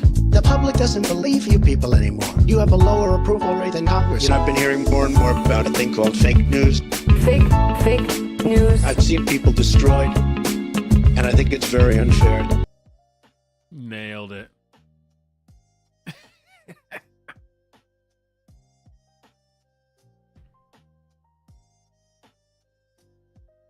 Where was I? Oh, this guy. To be our friend here. So it's not just the Trump administration, of course. In the past 3 years, Republican-controlled state legislatures have... Pulling up the super chat. So this is important, though. I saw an initial study of challenges to Trump administration proposals on everything, and Trump was losing like 94% of the time in lower courts and winning 94% of the time in the Supreme Court. So that's it. The whole thing, to tie it all back, put a bow on it, stop me from rambling, is, do you believe these people? I mean, do you believe them? Because this guy believes them. This is the guy. Do you remember during COVID? The guy who wanted to arrest your grandmother? The guy who wanted to call the police on you for standing in your own backyard? That's this guy. And he's now using that, what he did then, as an excuse to hate Trump now. 94% of the lower courts and 94% of the upper court. And he's trying to do an appeal to authority in a way that supports him.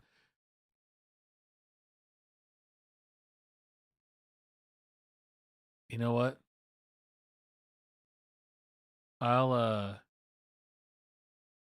Here, guys, this is serious.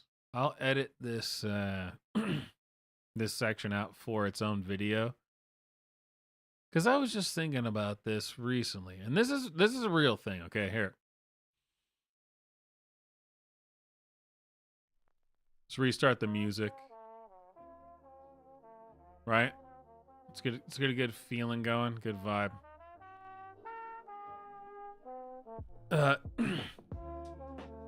COVID was real, okay? This thing that happened was real.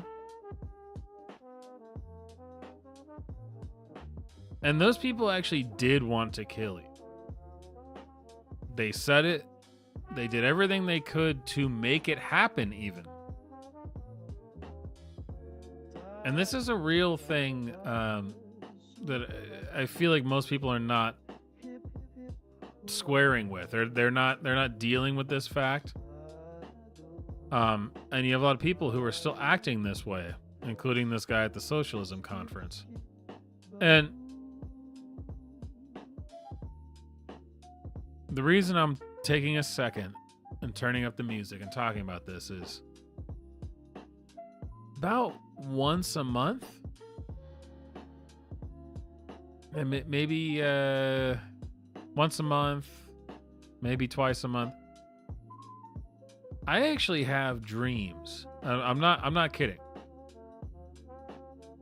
where something is happening. I don't know what it is. It's a dream, right? I don't know what's happening. And I'm trying to tell people, guys, this is crazy. This is stupid. This is not a problem. And then the rest of the dream is me just being attacked, put in prison, or whatever. It depends on what the dream, there's different things. Sometimes it's, you know how dreams are. Sometimes it's something crazy. Sometimes it's, jail. Sometimes it's people attacking you, people not believing you, whatever. But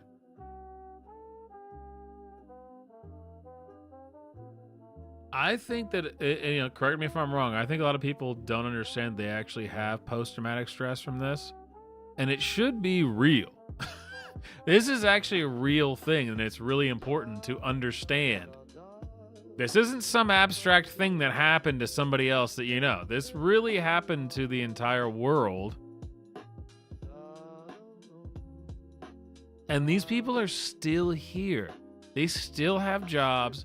They still live around us. They still control the government, even with Trump and everything.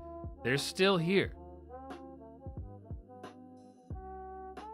I remember walking around the city that I lived in at the time when this was happening, and really by myself. It was like ghost town. It was like 28 days later. Nobody. And then people would act like I was the crazy one. I'm like, what? What? I'm the crazy one? What are you talking about?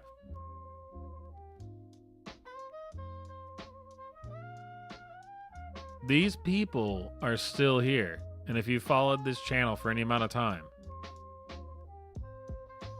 I've documented it. I've compiled the videos. They are on the channel. Look at these people. These people are this guy. They are this guy. This just nonsensical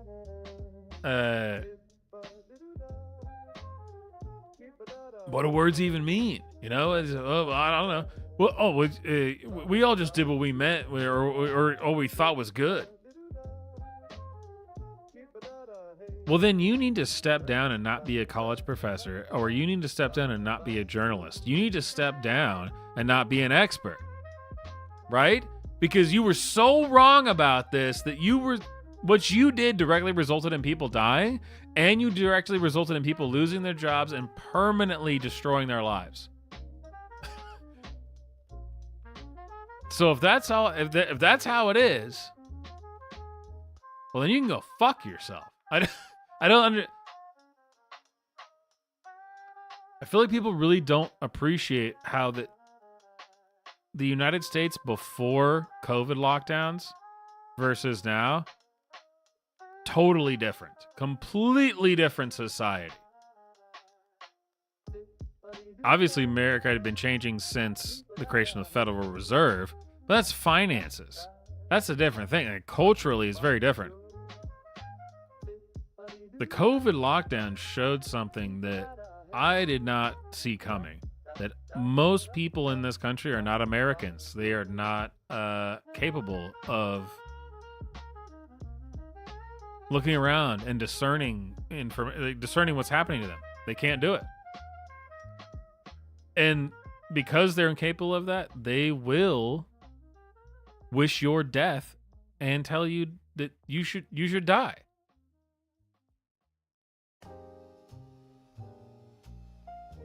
Oh, I was just thinking about this because I just had that dream again last night.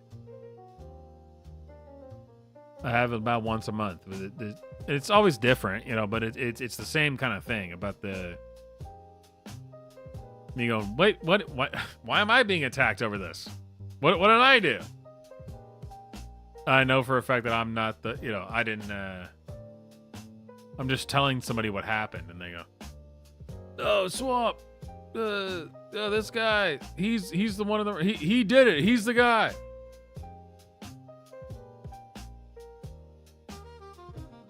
Maybe I'm the only one having dreams about it, but the effects are real.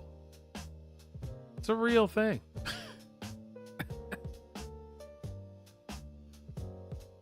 COVID was not a minor incident. Don't let them try to sweep it under the rug. All of these people are still in office. All these people still fucking work at your police stations. These people will kill you. They will kill you if they are told to. And if you think that I'm being crazy, just look back at it. They will do it. They did it in they did it in the UK. They did it in California. They did it in New York. They did it in what was it in was it Spain? A bunch of places in Europe and the United States. They did it all over where they were told to and they did it. So don't give me this crap about 94% of this homo over here. 94% of these guys, they disagreed with Trump, so he must be wrong. Really? Well, I remember when, just a few years ago, you were wrong about everything, and you told me that 90+% of the experts agreed. And you put people I know in jail. So, I mean, you let people die and you destroyed people's lives.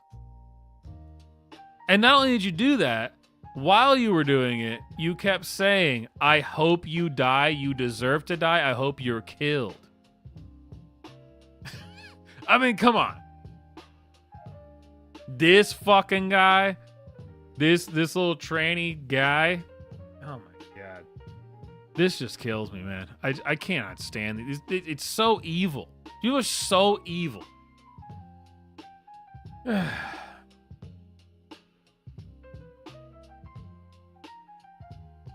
were we talking about? Trannies or something? I don't even know what we were talking about anymore. You know what I'm saying? I mean, maybe I'm just crazy, but I don't think I am because I know what happened. Maybe I need to start doing the COVID updates again and just reminding people. Remember that time? Remember when that happened 4 years ago? It's 5 years ago. Remember that? Maybe I should open every single stream and every single video I do with the compilation of all the CNN, MSNBC, ABC, Fox News, all these people, all the news people advocating for your death, explicitly advocating for it. They were on international television saying, if you don't do what we want, you should die. And if you don't die from it, we should kill you anyway. For some reason, people pretend like that didn't happen. Okay. Oh my God. What we're talking about is how irritated I am with these fucking people. That was a deep tirade. I'm sorry. So, let's go back to the commie tranny. Oh my God. God, these people, I mean, give me a goddamn drink. Holy shit. Courts are not going to be our friend here. So it's not just the Trump administration, of course. In the past 3 years, Republican-controlled state legislatures have introduced thousands of bills and passed hundreds that target trans people, from banning medical care to barring trans girls from sports, to mandating that bathroom access be based on birth sex, to potentially criminalizing trans people as frauds. See, this is what I'm talking about. Everyone seems to identify this when it's somebody who says something this crazy. Let's roll it back. From banning medical care to barring trans girls from sports, to mandating that bathroom access be based on birth sex. Everyone understands that that is a crazy statement. This guy thinks that bathrooms shouldn't be based off of birth sex, as he calls it. Most people hear that and they go, what? Well, yeah, of course they should, you moron. That's why we have sex-segregated bathrooms, is because Well, there's men and there's women. Of course. But this is the exact same logic that resulted in all the stuff I just rambled about for the last 10 minutes. This is the COVID logic. This is the I'm going to kill your family logic. This guy believes something so nonsensical, and most people disagree with that. But then they agree with the other less nonsensical things. Well, you know, people have their points of view. Where everyone's trying to do their best. Are they?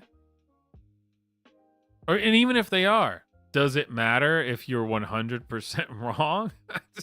And if the wrongness, even if they believe it, results in them wanting to kill you?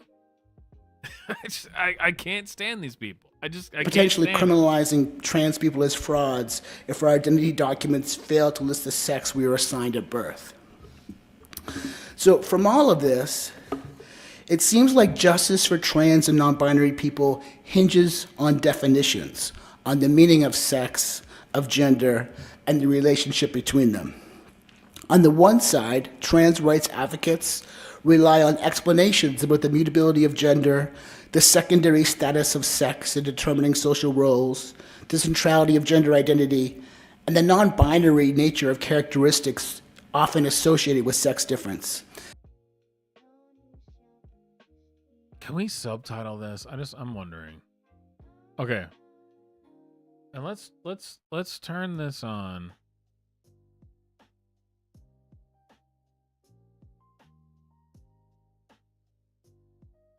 I want you to read this. Read the words. It's the same thing I've been talking about. These are not words. This is not a thought. Listen to this. Look. With the text. Have the text. Because I feel like that changes it. Because a lot of people just... And I understand it. Because I've experienced this. And this is why they do this. This is an intentional tactic. The way they talk makes your brain turn off. It makes your brain just stops because they're just speaking in such an incoherent, stupid way. But they're using words that are supposed to be academic, right? And so you kind of go, okay, I guess I don't know. I guess gender is a social construct, or sex is, or I mean, I guess that someone with a penis can be a woman. I don't know, because you listen to them talk, and this is largely something that was a problem more than 5 years ago. It's not as much of a problem anymore. Most people know this is stupid now, but this is what they do. Watch this, and read the text. Read the freaking text, because this is the thing is. Year. They just ramble. But look at the text. Look at the text. Friend here. So it's not just the Trump administration, of course. In the past 3 years, Republican control. Why is the text not on? There we go. Listen, watch the text. Old state legislatures have introduced thousands of bills and passed hundreds that target trans people, from banning medical care to barring trans girls from sports, to mandating that bathroom access be based on birth sex, to potentially criminalizing trans people as fraud. YouTube, I expected you to be much more on time.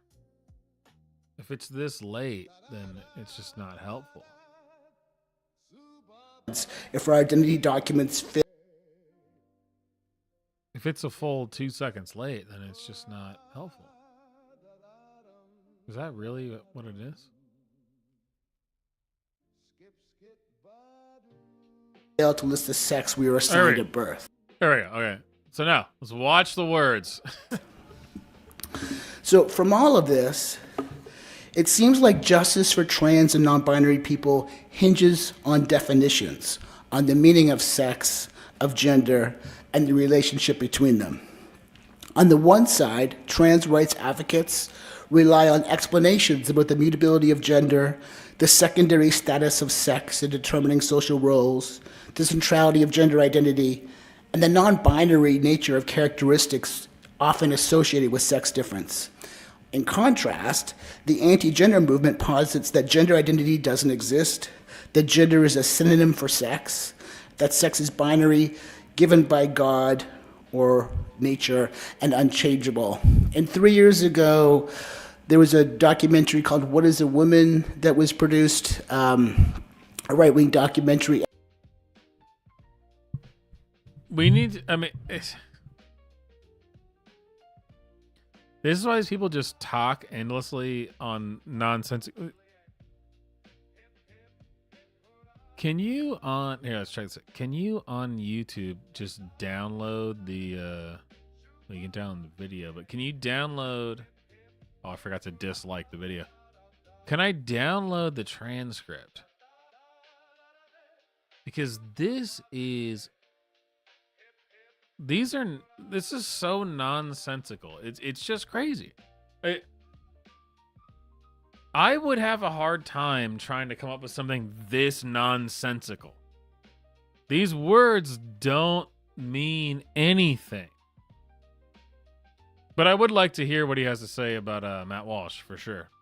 And Matt Walsh was sort of the interlocutor, and he goes around asking everybody what a woman is. When he talks to gender studies people, he talks to people on the street, and it's just sort of like a send-up of like crazy academics that think, gender is complicated. The film ends, you never have to watch it, it's terrible, but I did. The film ends with him in this kitchen with his wife, and he says something to his wife. He says something like, "So, honey, what is a woman?" She goes, "That's silly, honey. A woman is an adult human female." And then she hands him a jar of peanut butter and says, "Honey, can you open the peanut butter?" And he does, and the film ends. So it's all kind of wrapped up in there. I'll get in there in terms of gender hierarchies. So it seems as if we're living what some have called sexual democracy. This the sociologist in France called Eric Fesson. He's been writing about this for the last 20 years, which involve political contexts over the meaning of sex and gender.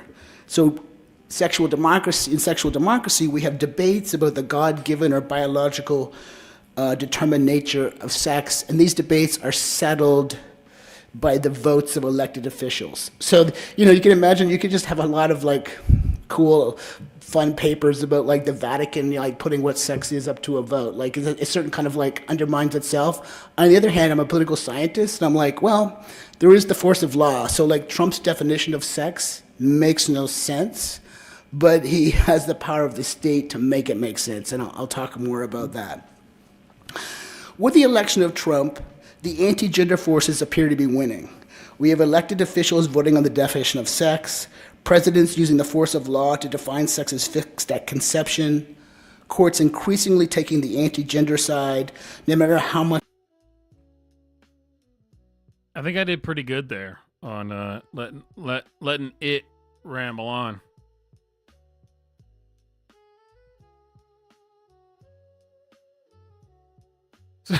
So many points, right?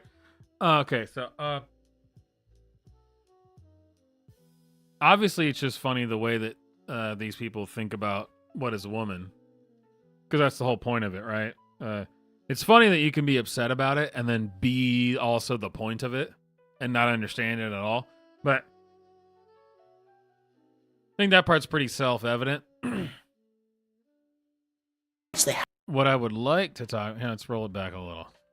Definition of sex, like putting what sex is up to a vote by the votes of elected officials. So, you can imagine, you could just have a lot of dialogue. So in sexual democracy, we have debates about the God-given or biological determined nature of sex, and these debates. So again, there's a reason why I'm like saying like, hey, just look at the freaking words, man. This is.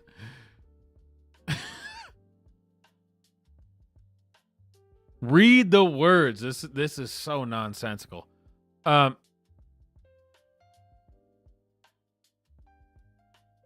Honestly, it's hard to know where to begin with something so crazy. It's like the whole reason that the movie What Is a Woman even was made is because a lot of people were just caught off guard by this idea. When this crazy type of person like this came to you and said and rambled to you for 5 minutes about women is sex, and then they ended it with being like, so you don't even know what a woman is.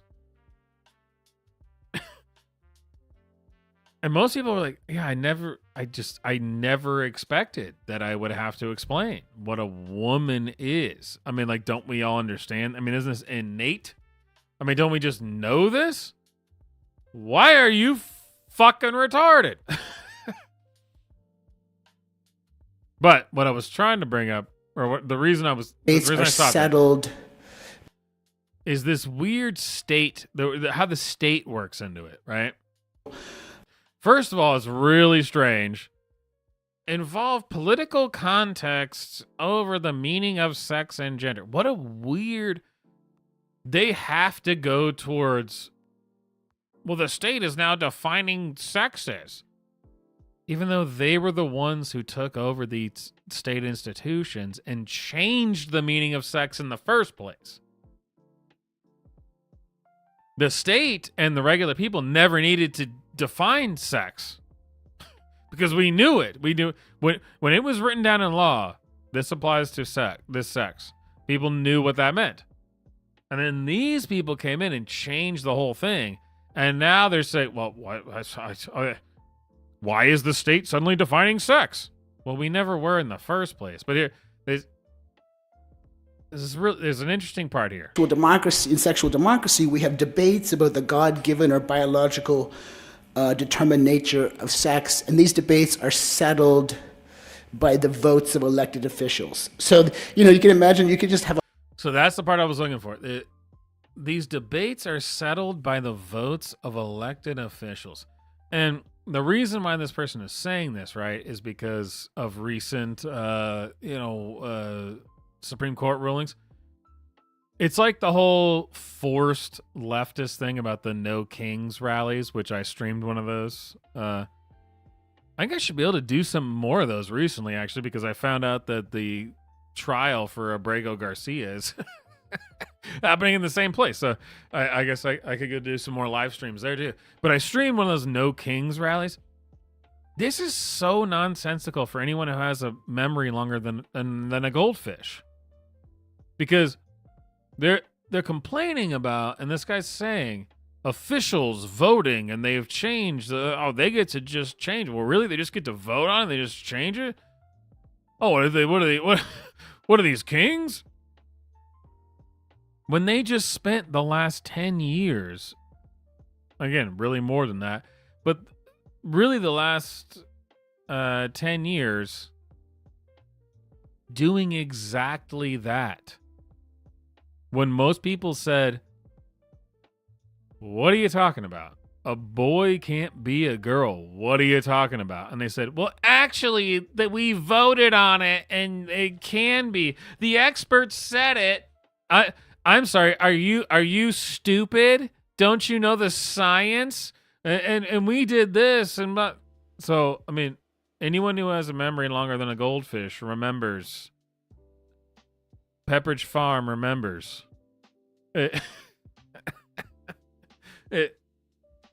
The irony here. Oh, they're trying to just change things by vote.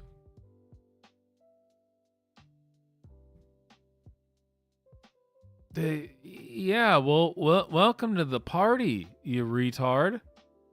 I've been seeing this in my life for the past over 20 years, where I watch these stupid Supreme Court rulings, or local courts, or the school boards, where I'm like, wait, you're telling me the local school board just said that boys are girls? What? Yeah, too bad. too bad, man. They voted on it. They voted on it, brother. And then you got these guys now with the No Kings rallies. Elected officials are just telling us this now? Shut the fuck up and die, you piece of shit. These people, I can't stand it. Can't stand it. Cool, fun papers about like the Vatican, like putting what sex is up to a vote. Like a certain kind of like undermines itself. On the other hand, this fucking guy. I'm not a Catholic. I'm a Christian. But this is just, I mean, what a disingenuous loser. Debates are settled by the votes of elected officials. So, you can imagine you could just have a lot of like Vatican. Cool, fun papers about like the Vatican, like putting what sex is up to a vote. Like a certain kind of like undermines itself. On the other hand, I'm a political scientist, and I'm like, well, there is the force of law. So like Trump's definition of sex makes no sense, but he has. This can't be real. I mean, honest to God, it just can't be real.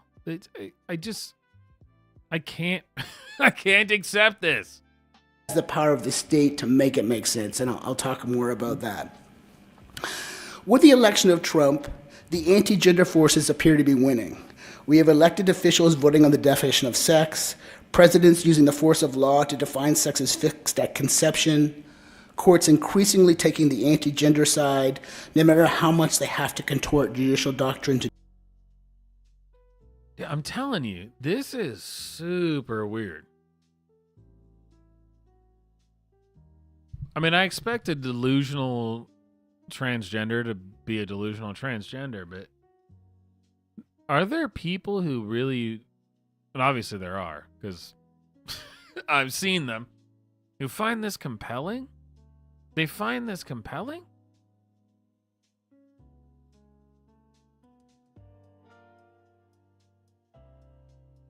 This guy, honest, this guy is trying to explain that up until Trump, and again, maybe you were a kid in the 90s, the 80s, or the 70s. Everything you know is totally wrong.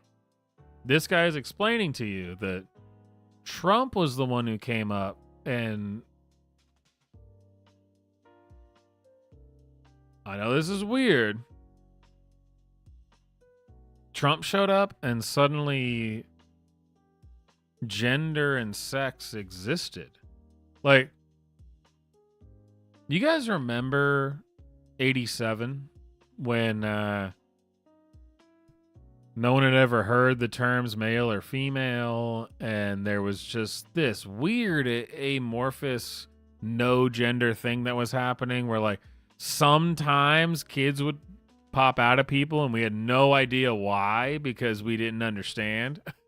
Children, and things were better back then, by the way, because we had a lot of people who were agender, we had people who had penises but were women, and then vice versa, and then the Trump people and the government came in and they started enforcing these laws, these ideas, these totally non-science. These ideas just out of nowhere. You guys remember when that happened? I remember when I just went from like, man, I'm reading DC Comics. And then this Trump zealot brown shirt came and bashed me over the head. Said, you can't do that. I said, why? Well, because we don't know what gender you are. That's really what happened. I don't know. I don't know if you guys were there, but that's a real thing that really happened. Is the anti-gender side, no matter how much they have to contort judicial doctrine, they had to contort it. They just made it crazy. Just totally crazy. This was crazy as shit. Remember when everything was just non-gender? But then the state Make power. it make sense, and I'll talk more about that. They just came in here and made it make sense for no reason. With the election of Trump, the anti-gender forces appear to be winning. We have elected officials voting on the definition. Before that, women and men didn't exist. They didn't exist. Sex, presidents using the force of law to define sex as fixed at conception. Yeah, that never happened. There wasn't a bunch of people who fucked it all up, but suddenly Trump came into power, and all of a sudden they were like, hey, you guys ever heard of guys and gals? You ever heard of that? I don't know. Courts increasingly taking the anti-gender side, no matter how much they have to contort judicial doctrine to do so. Last year, the Florida legislature enacted a statute that banned employees of public K through 12 schools from communicating their pronouns or honorifics, like Ms., Mr., to their students, but only if such preferred personal title or pronouns do not correspond to his or her sex. That's from the law. This July, just a couple of days ago, a federal appellate court ruled that a high school math teacher who was challenging this law, she had included her pronouns and her honorific on her syllabus and on the class whiteboard. This appellate court ruled that she had no First Amendment right to share her pronouns with her students. When she's teaching, she's a people can't be this stupid. Why are people this dumb? Government employee, and that is not government business. They're acting like this was something that we on the right and just general sane people came up with like 4 years ago. We just came up with this. This is never. They act like this has never happened. Oh my god. Like, you know, he adds that little quip. It's actually in the law. When he's like reading the thing about Florida, that's actually in the law. Well, you know what? If I was the one writing the law, it would just say, don't be a fucking faggot. And if you cry about it, you're a fag. Death row. Get out of here. I'm tired of this shit. I'm so tired of this crap. These people are retarded. I can't stand these people. But according to a different appellate court, a professor in Ohio who deliberately and repeatedly misgendered a student in his class is protected by the First Amendment. After last month's decision, the Supreme Court in Scrimeti, which found that a Tennessee's ban on gender-affirming care for trans youth, but not gender-affirming care for cis youth, does not offend the Constitution. And so all these bans on gender-affirming care for trans youth will now be seen as constitutional. So that's just what's been going on. Recently, I want to talk about a certain kind of bill that emerged 2 years ago. Sometimes they're called women's bills of rights, or sometimes they're called state bills defining sex. I think Nebraska's or North Dakota's is called a bill to define sex and to redefine the definition of scrap metal. They were like, let's do two things at once. I think this, but anyway, I think that this is actually a transgender person. Again, I don't actually have evidence of that. I think it. Well, because this person says something, they just keep saying things they think, so I should be allowed to say things I think.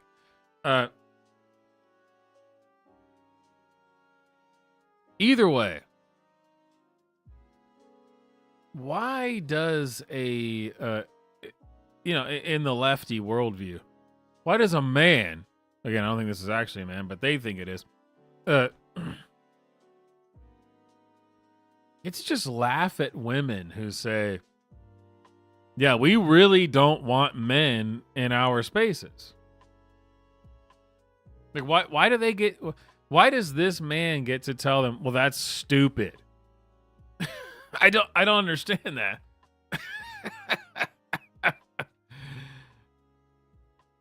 It really doesn't make any sense. Hey, Mothman, have a good night, brother. Thanks for hanging out. We'll try to get a little bit further. I'd say maybe another 40 minutes. I know. I'm only 13 minutes into the video, but man, these people drive me insane. But you know what I mean? This guy just insulted every woman who's wanting to have a wanting to pass a bill that said, I didn't know I had to pass a bill for this, but I will. Men can't be in the locker room with women. And that's it. And then this guy goes, that's retarded. Yeah. What? Nebraska, maybe it's, sorry, North Dakota. Something begins with an N, I apologize. So these bills have passed in 15 state legislatures. And what they do is they install the same definition of sex everywhere in a state's legal code. There's 15 of these bills. You can kind of look at a map and find out that they're not going to be surprising states. If you go to the Movement Advancement Project and look under issues, you can find these maps. And there's also 2 executive orders that kind of mimic these. So this legislation usually defines sex according to one's reproductive capacity, which is is determined at birth or at conception.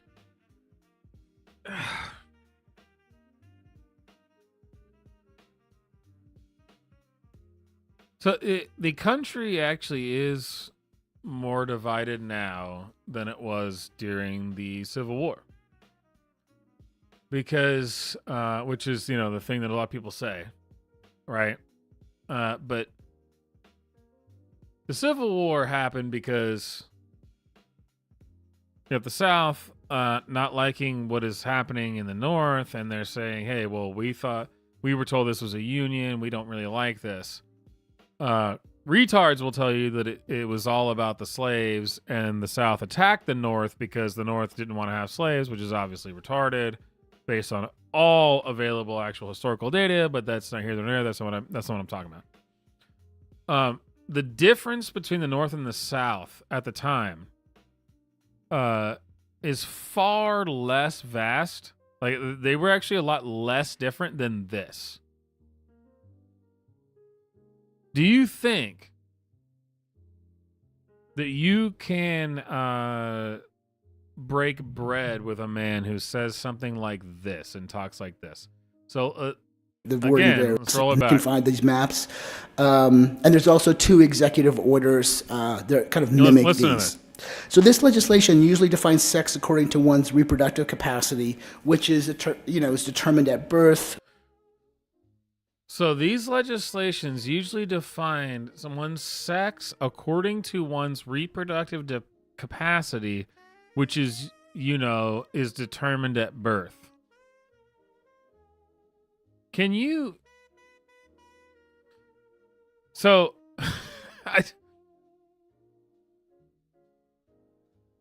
that statement alone is a bigger gap in American culture than what led to the Civil War.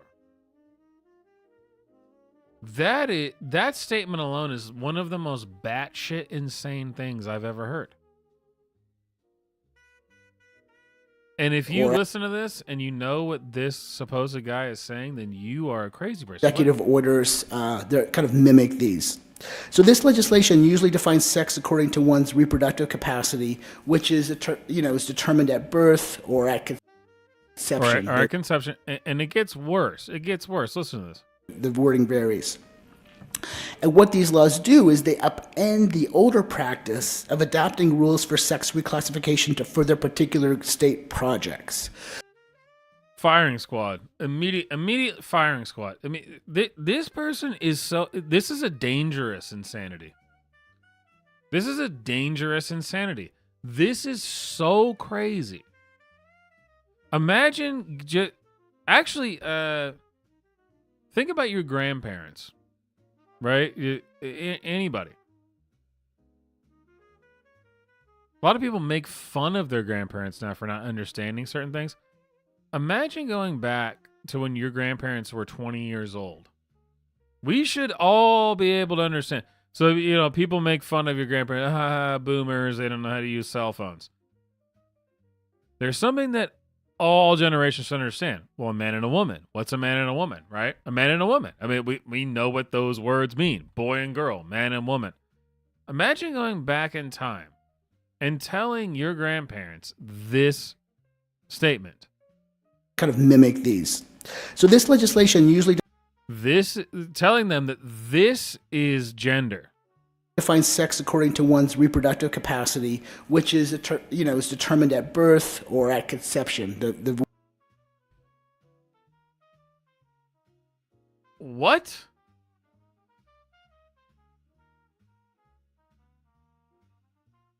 That's an insane thing to say. That is a totally insane thing to say, because that indicates that you have lost all grasp on reality, where you feel the need to come up with some kind of... A man and a woman isn't enough for you. And the fact that everyone knows what that is isn't enough for you. I could read so many things into this, and they would all be correct.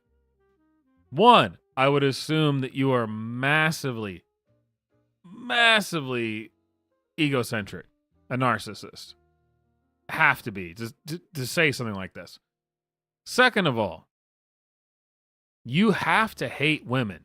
I mean, just the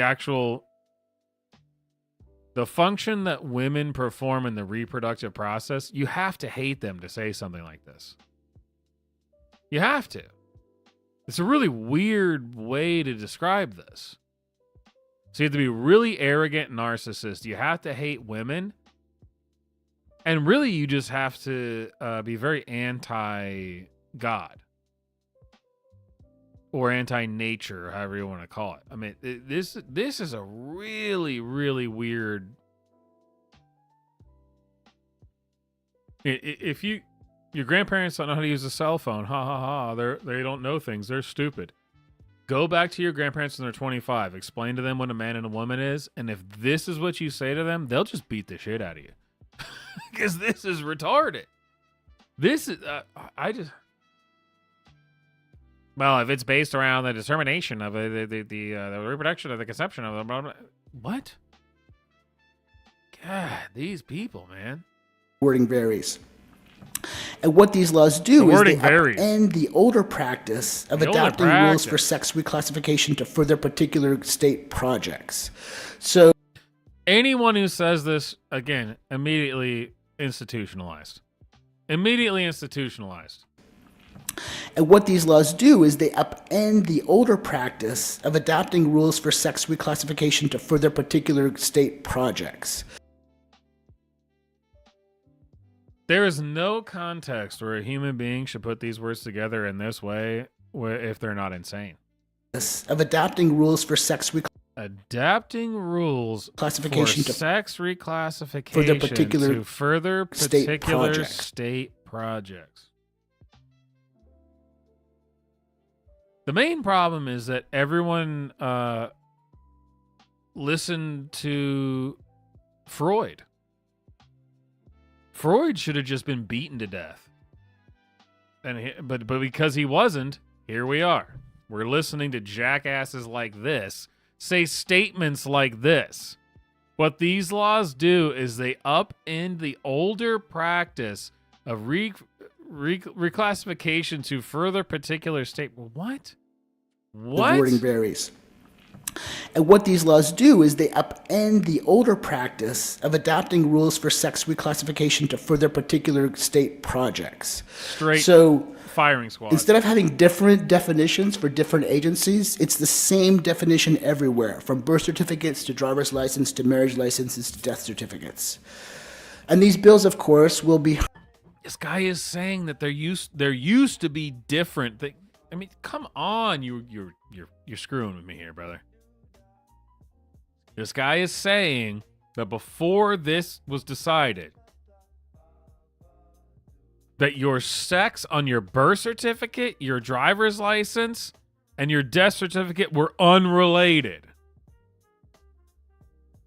This fucking firing squad, dude. Firing squad. Harming trans and non-binary people a lot, just like Trump's executive order will.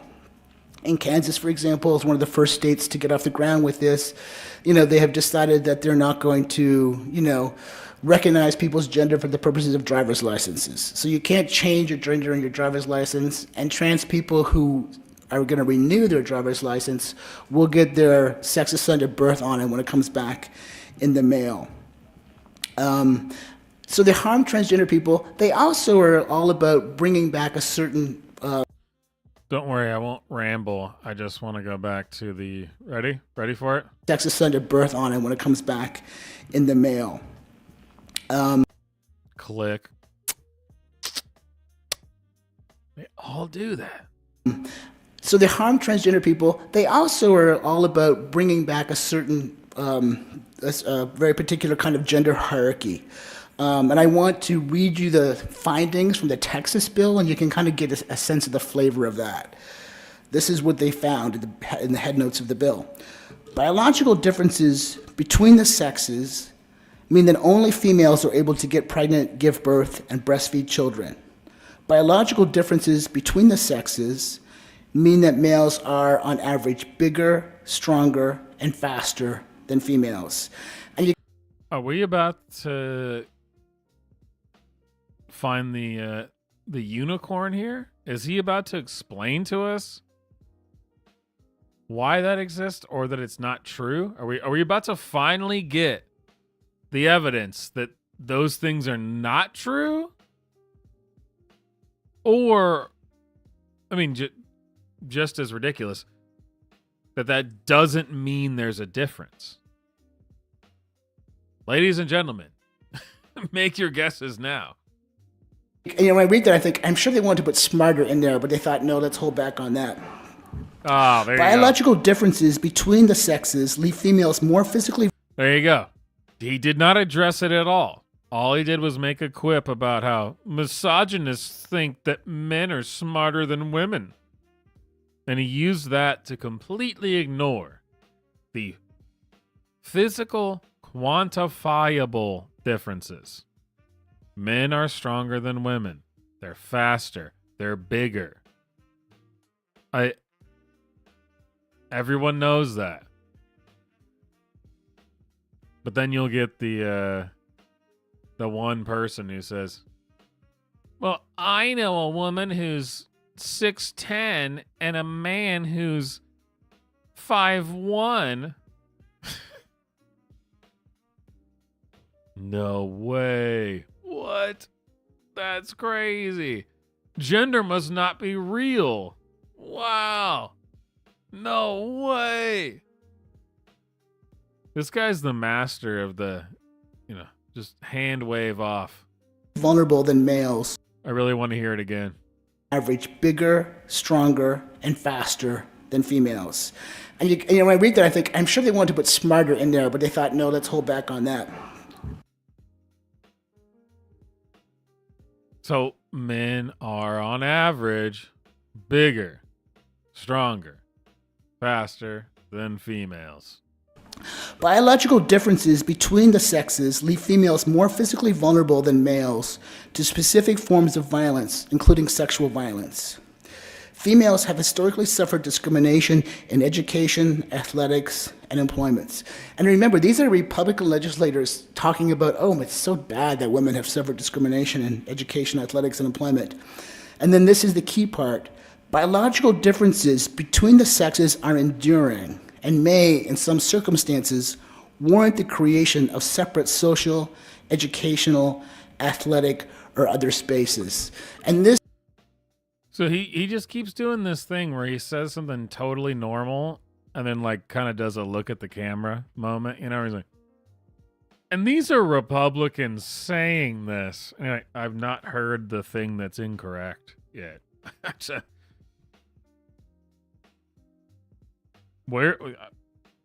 I'm sorry. Where's the part where I'm supposed to disagree? I don't. He's not going to provide any evidence or say anything about it. He's not going to explain to you why that's wrong, that men are generally bigger, faster, stronger.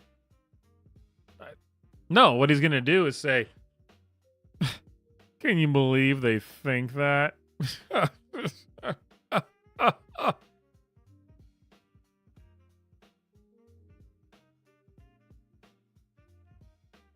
I would, yes, I would love an explanation as to why that's not true. That would be fantastic.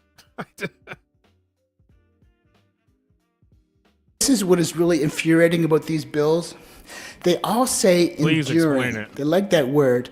And they like that word because Ruth Bader Ginsburg Well, I've not once used that word, but okay. used it in 1996 in this case involving the Virginia Military Institute, where she found that Virginia did not have the right to keep women out of this institution. And in this decision, she said, yes, men and women have physical differences that are enduring, and she said it will be a cause for joy and celebration, but VMI doesn't get to keep women out. All these bills use this phrase enduring differences because it comes from the VMI decision, even as they say that might be a reason to have different educational institutions for men and women. So it's a complete perversion of a certain kind of, like all the liberal feminist work that Ginsburg did. Is he going to address the issue or no? I'm guessing no. On the Supreme Court. So it's not just anti-trans, but anti-cis. So yeah, no, he's not going to do it. Cis women as well. Emma Heaney's description of cisness as feminism's counter-revolution is exactly on point here. So insisting on a particular relationship between birth, sex, and gender, or saying gender doesn't exist, it's just sex, is like a counter-revolution against feminism.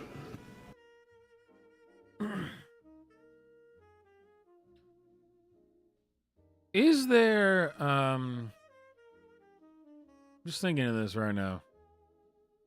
Is there such a thing as a random word generator? Here we go. Random word generator.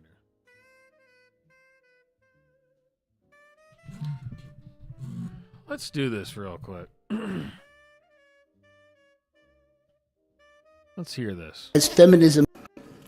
So it's not just anti-trans, but anti-cis women as well. Emma Heaney's description of cisness as feminism's counter-revolution is exactly on point here. So insisting on a... What was it? Emma Heaney's description of cisness feminism's as counter-revolution is exactly on point here. Exactly on point. That's a random word generator sentence. That is the most, I keep saying that's super incoherent. So can we, maybe it's not a random word generator. Maybe it's a random paragraph generator.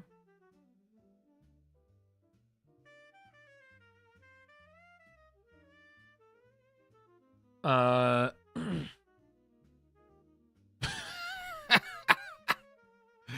didn't even put anything into it yet. And the thing that okay, so it was like random paragraph generators and number paragraph. I didn't even put anything in yet. This is the thing that came up on the side. So we just heard this. Are enduring, and she said it will be a cause for joy and celebration, but Where's differences the part there? might bring differences because it comes from the VMI decision, even as they say that might be a reason to have different educational institutions for men and women. So it's a complete perversion of a certain kind of, like all the liberal feminist work that Ginsburg did on the Supreme Court. So it's not just anti-trans, but anti-cis women as well. Emma Heaney's description of cisness as feminism's counter-revolution is exactly on point here. So that was a lot, you know? I didn't even have to generate. This is what just came. I didn't even give any guidance. What if dogs were racist? Would they care about fur color? Son, only play with other tan dogs. Or maybe it could depend on breed. Honey, only play with other German shepherds, never poodles. Better yet, it could depend on occupation. I'm a sled dog while you're only a running companion. Leave me alone. Maybe the neighborhood they live in could be the way that they choose which dogs to associate with and which to shun. Size could be the determining factor. This is a random paragraph generator. Let's do it again. Oh, well, now it's getting a narrative. Give me a speech. She's been told time and again, the most important steps were the first and the. Oh, I wanted more of a speech. I thought maybe I could give it parameters, but. I mean, that first one was spot on. That was hilarious. And spot. No pun intended with the dogs. Here, let's try this. Man, that was perfect. That first one. Let's go to Grok. What a nut. Okay, so let's go to Grok and say,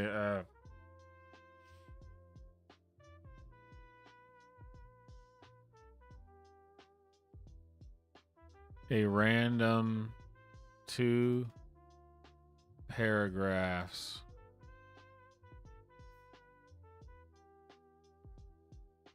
about feminism and what? Well, this thing is called sexual democracy.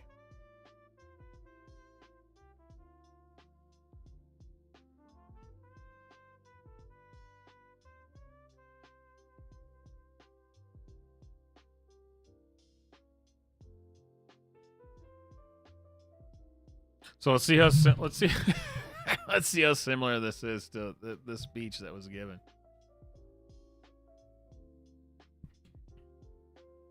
Let's see, can I split screen it?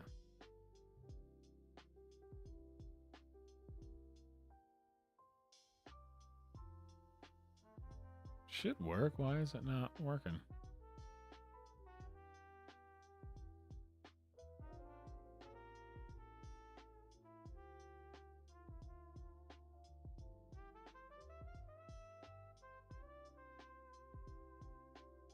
I don't know. I can't get it to zoom in right.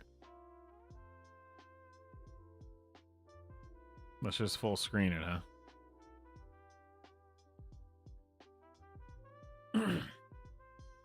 Let's see if this sounds like our tranny friend. Feminism at its core is a movement for equality, advocating for women's rights in social, political, and economic spheres where systemic barriers have historically limited their agency. So far, totally on point. It challenges entrenched power dynamics from workplace discrimination to cultural norms. Yeah, we got the. Oh no, here we go. This is what this is the part I was really looking for.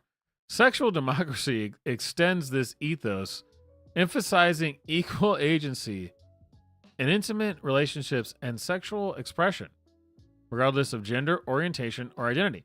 It champions consent, bodily autonomy, and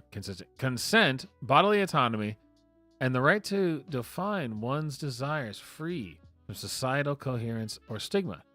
This concept challenges traditional hierarchies that dictate who holds power in sexual dynamics, advocating for mutual respect and shared responsibility.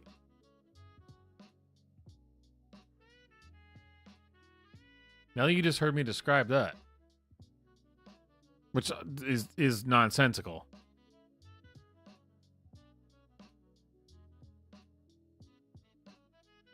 This woman as well.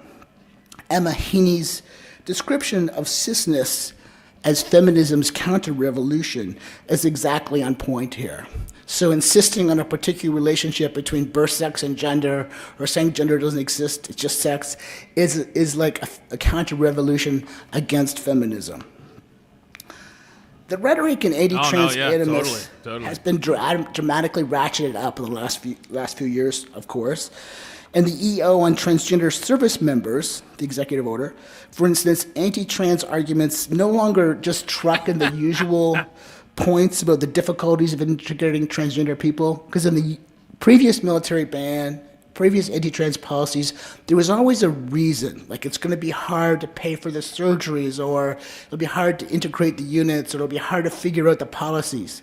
The new anti-trans rhetoric is just full-throated, explicit dehumanization of anyone who lives in a gender not associated with their birth sex. So, for example, the military one says, adoption of a gender identity inconsistent with an individual's sex, conflicts with a soldier's commitment to an honorable, truthful, and disciplined lifestyle, even in one's personal life. So they're basically saying transgender people, by their very existence, are liars. Well, of course they are. So the anti-trans onslaught has all the elements of a classic moral panic, a very small... He keeps doing this, where he'll make a statement about what, this is what they say. Anyway, like, that doesn't address it at all. How are you not a liar? They accuse us of being liars. Anyway. And like, haven't you ever seen The Office? We look at the camera and do a face, and we all know that it's funny. Okay, tell me that right now. You have 4 minutes before you're told to face the wall and you are executed. How are you not a liar? Is it because you tell everyone you're not the sex you really are? Because that's lying. Sure. Small group, not well understood by the public at large, fear-mongering. Remember the stuff around children will go to school and have a surgical sex change during the day and come home a different sex. That was like something that was actually promulgated. And he's doing it again. This is the same thing like he said and Trump put out this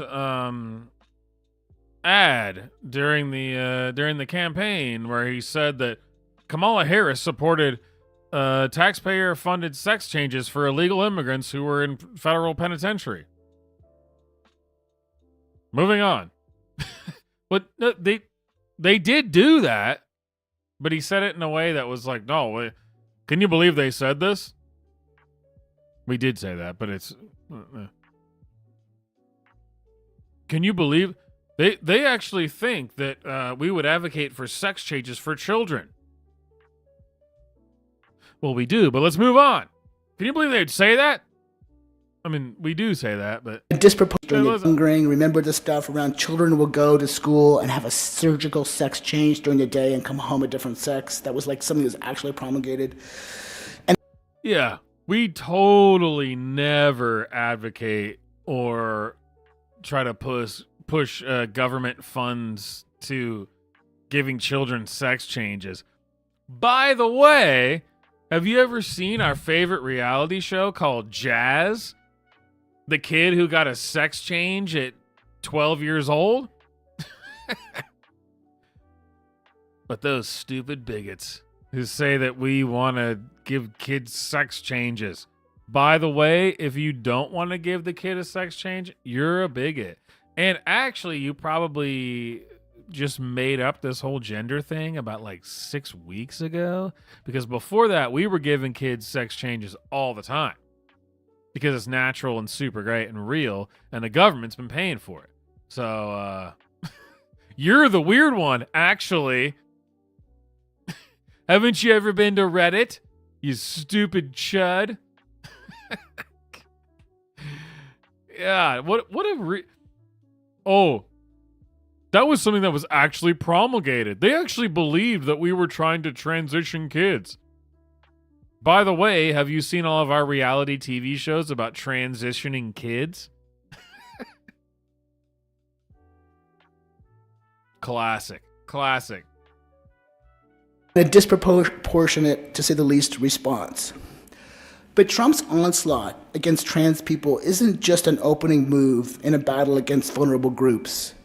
Nor is it only a distracting moral panic. It's also part of the assault on the idea of government itself. Targeting woke gender ideology serves as a tactic.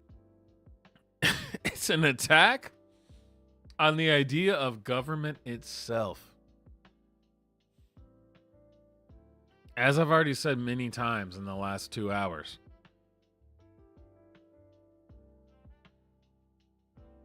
What?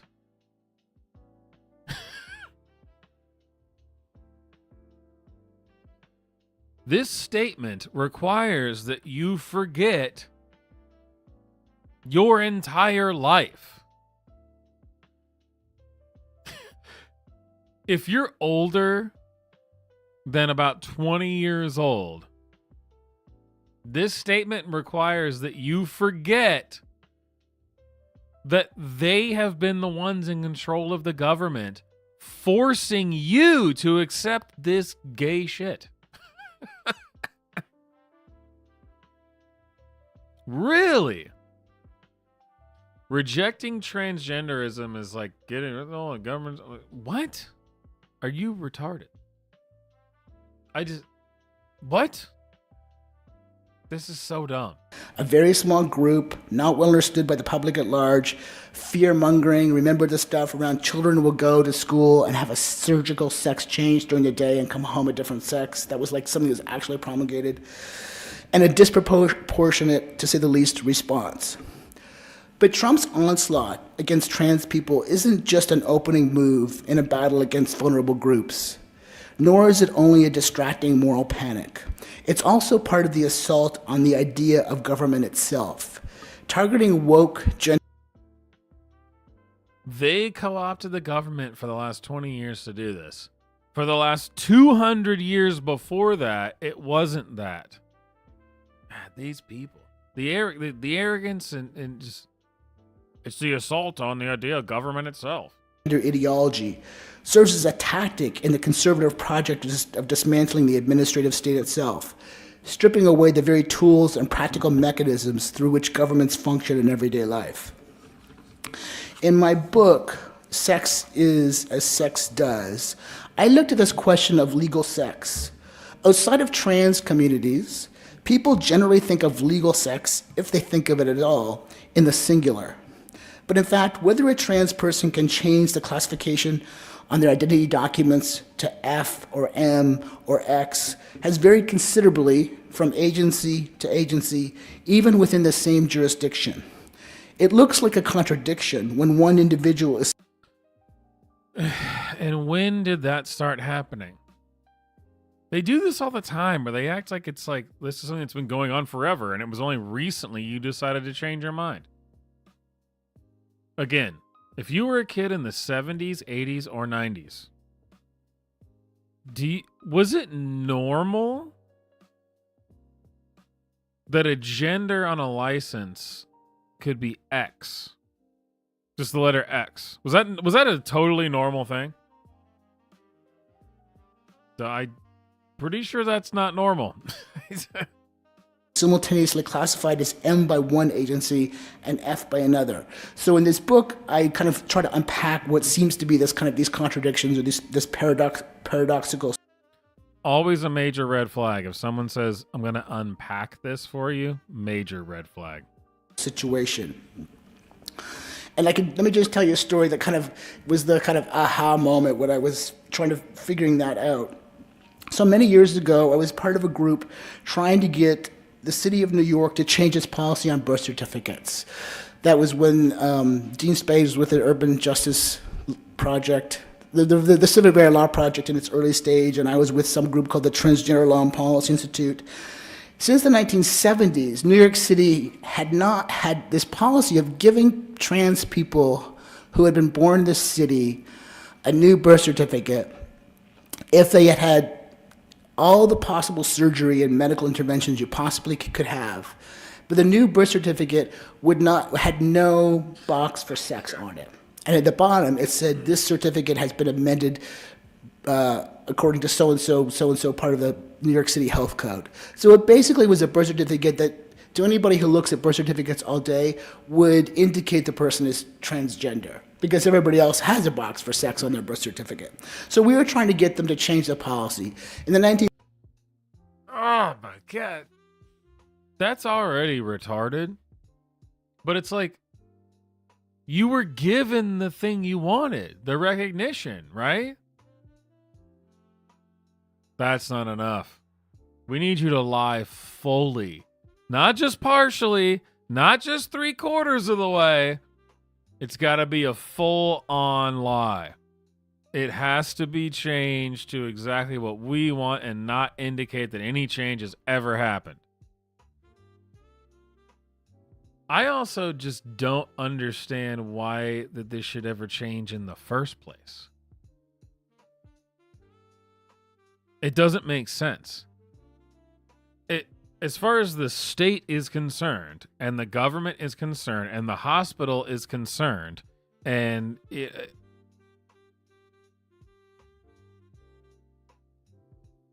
what do I give a shit if you suddenly feel like a girl today? What? So? What does that have to do with your ID? Should I have a different ID issued if I feel like wearing an orange shirt today? I mean, normally I wear a button-down dark blue or black shirt most days. Say, 60% of the month, I kind of wear a shirt that's between black and dark blue.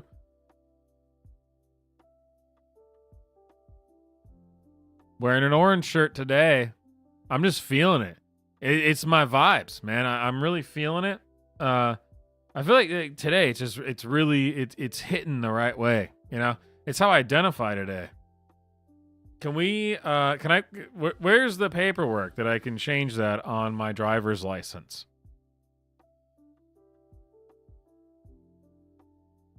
See how that sounds stupid?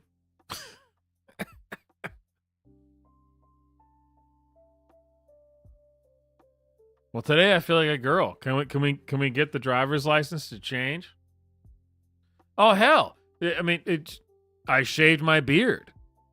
Should we change my sex on the driver's license? It's just this fucking guy. In the 70s, this was considered a progressive policy because most states didn't change birth certificates. But by 2005, it was like very embarrassing because New York City imagined itself to be more progressive, but had been surpassed by more than half the states at that time. So we had a bunch of meetings, and it seemed like we convinced the Department of Health and Mental Hygiene to adopt this standard of just make it gender identity, and the department seemed to agree with us. And then they shopped it around to other parts of the city government. Some agencies, it turned out, were fine with the new policy, but some were not. So as a result, the proposal, which would have made gender identity the metric for classification of M or F, X wasn't on the table back then, was shelved. It seemed obvious to us at the time, but the reason was because they were just transphobic. The city just didn't care. And a few years later, a trans legal group sued the city, arguing that its birth certificate policy was arbitrary, capricious, and irrational. What a classic move. Yeah, we'll do what you want. 5 years later. This is horrible. You're transphobic. And that's just lawyer speak from me, but that's the word you're supposed to use to say this law makes no sense. It's just based on animus. The trans legal group. God, the guy keeps doing it. Pointed to the government agencies that did use gender identity as a metric for sex classification. Like by that time, the New York State driver's license. Do it again. So why was the Department of Health and Human Hygiene not doing that for birth certificates? And when I was reading the city's response to the lawsuit, this sentence jumped out at me. It said, the existence of different approaches to similar problems, in this case sex classification, does not render an agency's rule irrational. So what that revealed to me was that, in fact, the city bureaucrats, they didn't see sex as some sort of platonic ideal. We're going to battle over the definition. They saw it as a tool. And after talking to different agencies, they were like, oh, the Department of Homeless Services is fine with this policy, but the corrections department is not. Or so they saw that. Oh my God, these people who are the most bureaucrat type people in the history of the world. I saw it as it was the bureaucrats.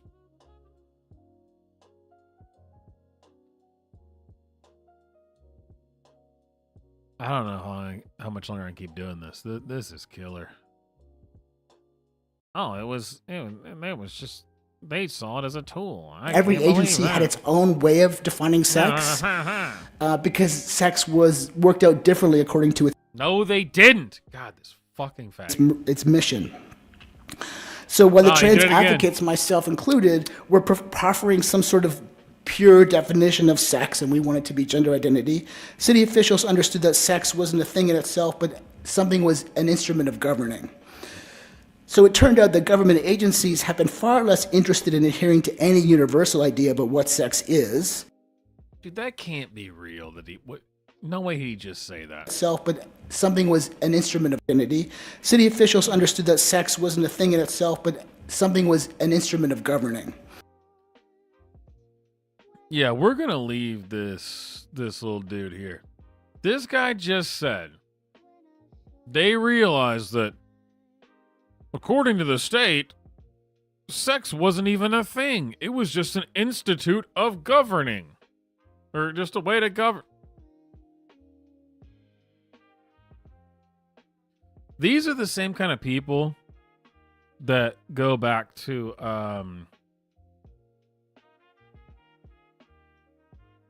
oh, what is it? Is it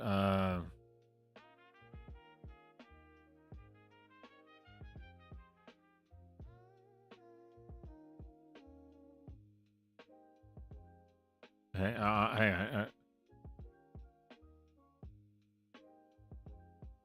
yeah, these are the type of people who go back to Pompeii. I was making sure I wasn't thinking of the wrong thing.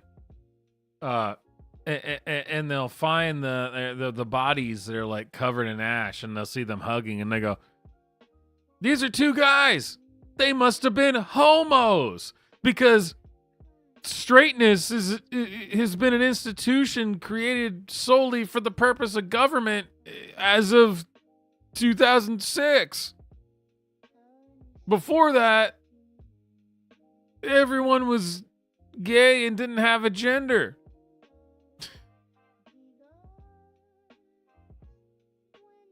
Or they'll go and find like in Norway, you know, like what was that recently where they said the recent burial discovered in Norway may imply that there was non-binary Vikings. What? Oh yeah, what are you basing that off? Well, it had to be true because classifying non-binary only happened when Donald Trump came in and the bigotry was put onto it. Before that, it was just a known, accepted thing that existed for thousands of years.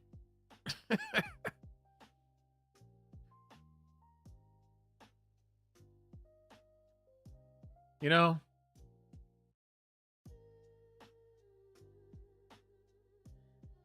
No, I'll just leave it be. I'll just leave it be.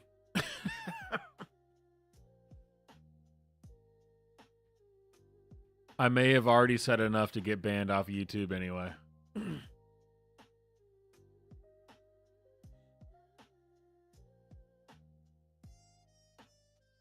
Oh, hey, look at that. Vic is live. What's up, Vic?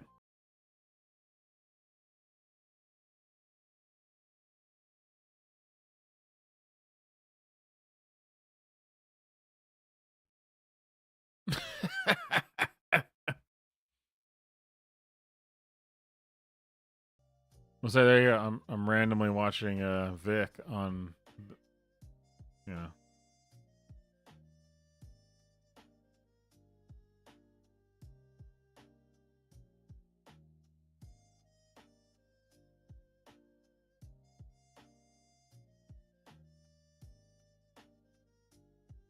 Anyway.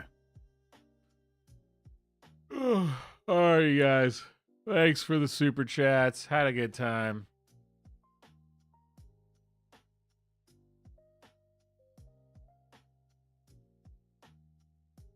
Oh, I forgot. I did want to pull up that new Grok thing, but man, it's maybe I'll just make a video about that new weird Grok company, Grok companion, whatever it is. Really weird.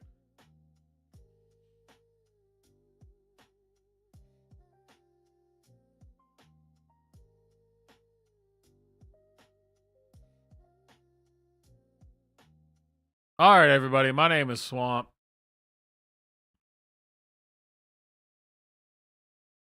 What is it? Stay good, my friends, and something rather. I don't know what my sign off is anymore. All right, everybody. I'll see y'all next time.